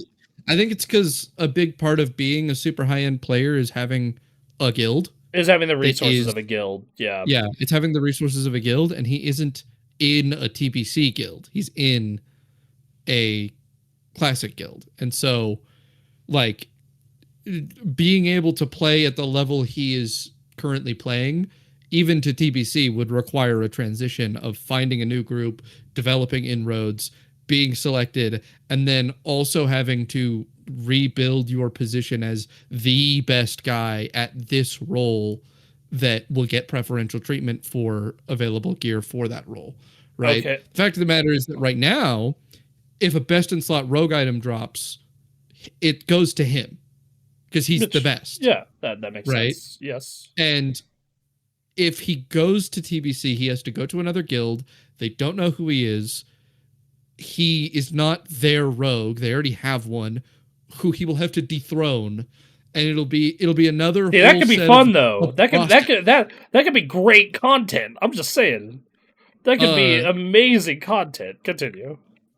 uh yeah, you know, also there's the financial aspect of it, of like that is an interruption in which he's not getting all the gold that I'm not sure if he sells gold, but but you know, he's making a lot less on his character if he's in the process of becoming the best and not just getting all the shit because he's the best. All right. Okay. So has he mentioned that? I'm gonna I'm gonna bug you about this story every week because it's fascinating to me. I want you to know that you've created a new reason for me to text you. I need updates on Yeah. this. I Yeah, need. he's I mean, Chris has always been a fascinating video game player because he's usually dedicated to a game, right? Because he used to be one of the best Destiny 2 players in the world, Yeah. for example. And he gets insane at it to like this unfathomable degree. And then I get him in any other fucking game and he barely knows which way is up. It's really fun. It sounds like it's like the opposite of me, and quite frankly, because Yeah. you can plop me into any video game and I will be competent within a day or two. There are a few exceptions. My girlfriend has repeatedly told me I'm terrible at Guild Wars 2, which is Right. true. But otherwise though, for the most part, most games you can plot me into and I'll do pretty well early on. But I love to jump around games. World of Warcraft is an oddity in my game playing habits. It is. I think with Chris, there are games that I put him in that we'll play for dozens of hours together, and then I still feel like I'm teaching him how to play it when we play it together. That's Barony. Fascinating. It's fascinating. But then, in Destiny 2, he would hop in and he'd just be like, perfect. He would just be perfect. Like this level of insane competence that it's insurmountable levels of ability at that game. I mean, he used to go into Destiny 2, right? And they have Trials of Osiris. Have you ever played Trials of Osiris? I have. I have. Right. Remember, I played a lot of Destiny 2. Not as much as you have, but I played a lot. So have you ever gotten to the lighthouse? No. I exclusively solo queued, and I have gotten within one match and then bought it most of the time. Most people can't, right? Most people can't make it all the way there because fucking it's hard. It's really hard. Yeah. Chris would solo carry 2 accounts that weren't playing to the lighthouse multiple times a day. All right. So I need to see what his guild's plan is after, because let's pretend these leaks are real and WAD isn't happening and Classic stops at MOP. Okay, that's the plan. But because I think you could make Warlords of Draenor Classic be really cool, but you'd have to make a bunch of new content for it because the biggest issue with it is just the lack of stuff. So it's okay, so you're stopping at MOP, you're ending at patch 5.4 point whatever the fuck the last patch of MOP was. It's 5.4 or something. I am so curious because at some point you're just not gonna have viewers because the amount of people who want to watch the end of Mist forever, I can't imagine. And same with players, if we're being completely fucking honest with ourselves. I mean, he has ideas to transition the type of content he does. I think, he's obviously transitioned a lot into being a personal trainer as stuff that he's doing. Yeah, that makes as a bigger part of his life. Yeah. So, I think that for him, the plan isn't to go to a different World of Warcraft, but it's to play less World of Warcraft. Okay, so is he now? Here's the magic question as well. Then, is he going to try and transition these Warcraft people off to some other game, or is it just I'll build a fitness audience? When he quit playing Destiny 2, he did not convert his audience over to World of Warcraft. Wow, that just He built a new audience for World of Warcraft. So I think probably that. Okay, Because I mean, he was getting like 80 viewers on Twitch. a lot. That's a lot. Yeah, For like Twitch. he was doing very well in Destiny 2. With the sole draw being that, like, watch me just hit absolutely crazy shots all day, and then, you know, and then from there he just was like, I'm gonna play World of Warcraft, and then like shot back down to like 6, and then over the years built up viewers again. So, like, on the one hand, I like appreciate the insane hustle that takes. Like the bet, like, you know, look, we've both done content creation. Like, if you want to be as successful as even Chris is, it's an ass load of work. So the willingness to just like, and you know, to be fair, it's probably really beneficial to his mental health, because you know, I know Aaron and I have had the talk of just leaning into one type of game and how we would probably be way more successful, but also like that sounds miserable for the kind of people we are. It's fundamental to the nature of marketing. If the nicher your focus, the easier it is to acquire interest. Yes, like God, like I have had the thought. You know, we actually tried the fighting game one for a while, and yeah, it led to some growth. Like went, you know, not a ton of growth, but it was growth. And you know, just same thing with like I have thought about doing World of Warcraft content repeatedly. In fact, I think most generalized video game creators have a root, which is the thing they used to do that they transitioned out of over time. I mean, you know, Super Best Friends, they were like their group of people are fighting games guys, right? Yes. And you know, like and they really got their root in survival horror games, right? That's how Super Best Friends, or that's how Two Best Friends Play originally blew up, was they were playing survival horror games almost exclusively for a period. I actually found them because of their fucking Persona video, funnily enough, and their Yakuza videos. But it was Persona. It was when they talked about Persona 4. This was like in 2011. But anyway, I literally don't remember how I found them. Fair. They've just been so ever present since I was young. So yeah, I think most creators have some kind of origin like that, and then once they become like a big creator in that space that they are a part of, they kind of get loyalty from their audience and then switch. But when you're a small sized creator like Chris has always been, that switch doesn't bring along a lot of people. There are certainly still people in his community that are from then, you know, that I mean, I've known them for a long time. Well, we got a micro version that I got like relatively good at Dragon Ball FighterZ and was streaming it every week, and was it like, you know, 25 views is solid for a live stream from a nobody, effectively. That's a fucking good day at the office. The second that I was not doing, and specifically Dragon Ball FighterZ, it wasn't even fighting games. They're like, no, we're here to watch you play fucking Dragon Ball. It was like, nah, fuck this, we out. It was a real bummer. Yeah. You know. Like I remember that, like just every Friday I was doing Friday Night Fights, Dragon Ball FighterZ, and the funny thing is this I streamed that game like twice since, and both times we had an audience and we had people being like, "Oh, dog, you're back." I'm like, God fucking damn it. It's like fucking chains. Like a microcosm of chains.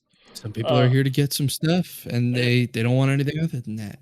Yeah, no, it's and that's fair. Like I definitely like I have experienced that in watching content creators. Like I have, like when I have like a content creator of a certain kind and they branch out into another kind, I'm like, I'm probably not gonna watch this. You know, like, I have a great example of one that happened to me recently. There is a fantastic creator. Her name is Hanani for RuneScape. Okay. Hanani, right? She was very popular. She won a Golden Gnome Award, which is their yearly awards for content creators and players and such. And she recently quit RuneScape and then made one RuneScape video after that, but then that was like for real the last one. But she quit RuneScape and then she started making like videos on like Donkey Kong Bonanza, right? And like a bunch of other stuff. Yeah. And she's evidently had some carryover in her audience, and I thought I would continue watching her, and I just didn't. Yeah, well, it's, you like what you like, you want to watch what you want to watch. Like, I can't really blame people. It's just, and some creators I have followed when they bounce around. Like, I'm a big Maximilian Dude fan, and like he was my fighting game guy for a long time, and then he became, oh yeah, I'll watch Max play a fucking JRPG or whatever it is. Like it's, but that was a long process. That man was my fighting game guy for a decade before I watched anything else that he did. You know, I think what got me watching his other stuff is when him and his friends were like streaming Blitz during the Super Bowl, and they had a video where some dude just wouldn't stop donating money, and they were freaking out about it, and it was just really funny. But like it was. So yeah, I don't know. It's just I'm not sure if I was at Chris where I'm like getting 1,200, 1,100 views a pop, like etc. I would be willing to reset. Like I'm not sure I would be. I would probably lean into what would lead to growth, which this is speculation, of course, but it would probably be to go to Classic Plus when that comes out, or TBC or retail. Right? Because like when I go pop into... it's hard to predict, because what you really are having to predict here is the market trend of like where are audiences of this going to get their fix of it now that it's gone, right? Where do these people evacuate to? And TBC Classic is an option. From what he's hearing from a lot of the people in his guild that are talking about their plans to move on, it's back to retail. Right? That is fucking weird. What? Why? What? Well, because MOP is closer to retail than it is to TBC. Okay, I guess. I mean, technically, you're right. But I also, like, it doesn't...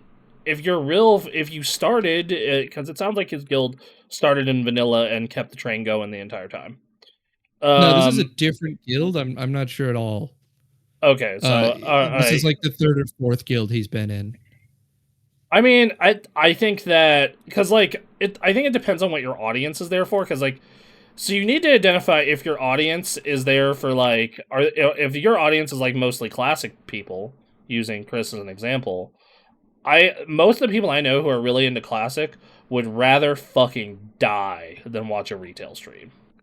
Well, here's the thing: is that most of his audience for World of Warcraft isn't on his stream. It's on YouTube. And that audience is guides viewers, which means just people playing that game.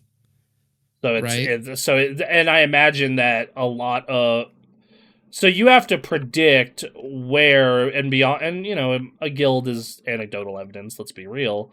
You kind of have to predict and go, okay, is my audience for these guides more likely to be there for retail or for TBC / whatever Classic Plus is going to be? From a strategy perspective, you kind of actually don't need to worry about where your audience goes when you're making content like guides, because the audience for guides is the audience for the thing. Right. Fair. And so no, you're right. Your primary worry is, does my style of guide fit the kind of thing that I'm making a guide for?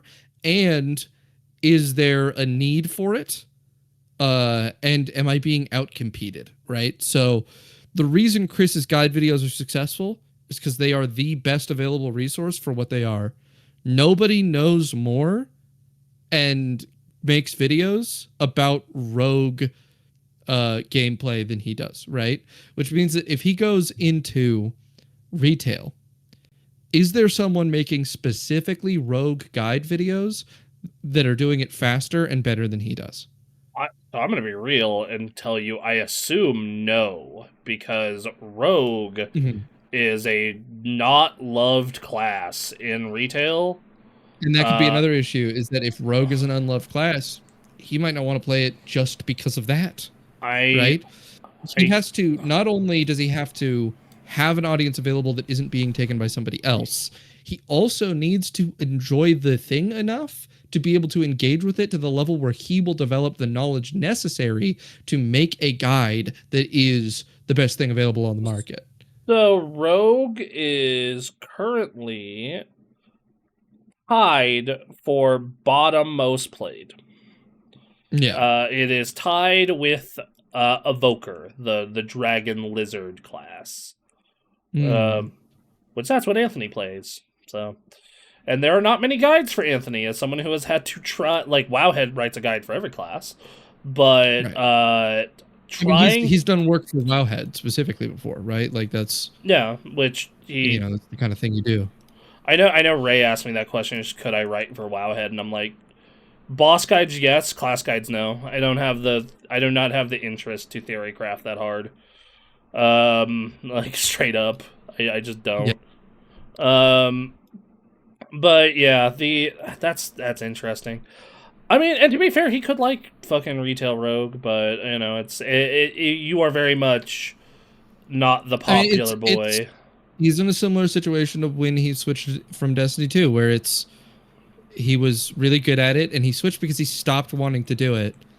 He needed to find something else he wanted to do before he did it again. Fair. And nothing like that really came along until WoW Classic. Huh. Well, of all games, of all fucking games, that's fascinating. It had the nostalgia advantage, right? That's true. He played the game growing up, and he was good at it growing up. I mean, he was a top 20 rogue as a teenager. That's fucking specifically crazy. In Mists of Pandaria, in fact. Mist was a good time. So you know, he had that level of connection to the game already, and then he comes back to it, and it's kind of how it was, and even the parts that suck he can get past because, you know, he's familiar. Yeah. So it's kind of a perfect storm. Well, this was please keep me up to date on what his guild and other classic guilds end up finalizing themselves around. He doesn't talk about WoW very much nowadays to us. Yeah, because not a lot going on. Yeah, one raid left. Yeah, I mean, that's mostly why. When that last raid happens, which, you know, I'm sure he'll talk about that a decent amount. Mm-hmm. When that last raid happens, it's you know, GG. You're done. Yep. Well, everybody, I think we've done a show. We did a show. We did the thing. We love you. Bye. Bye.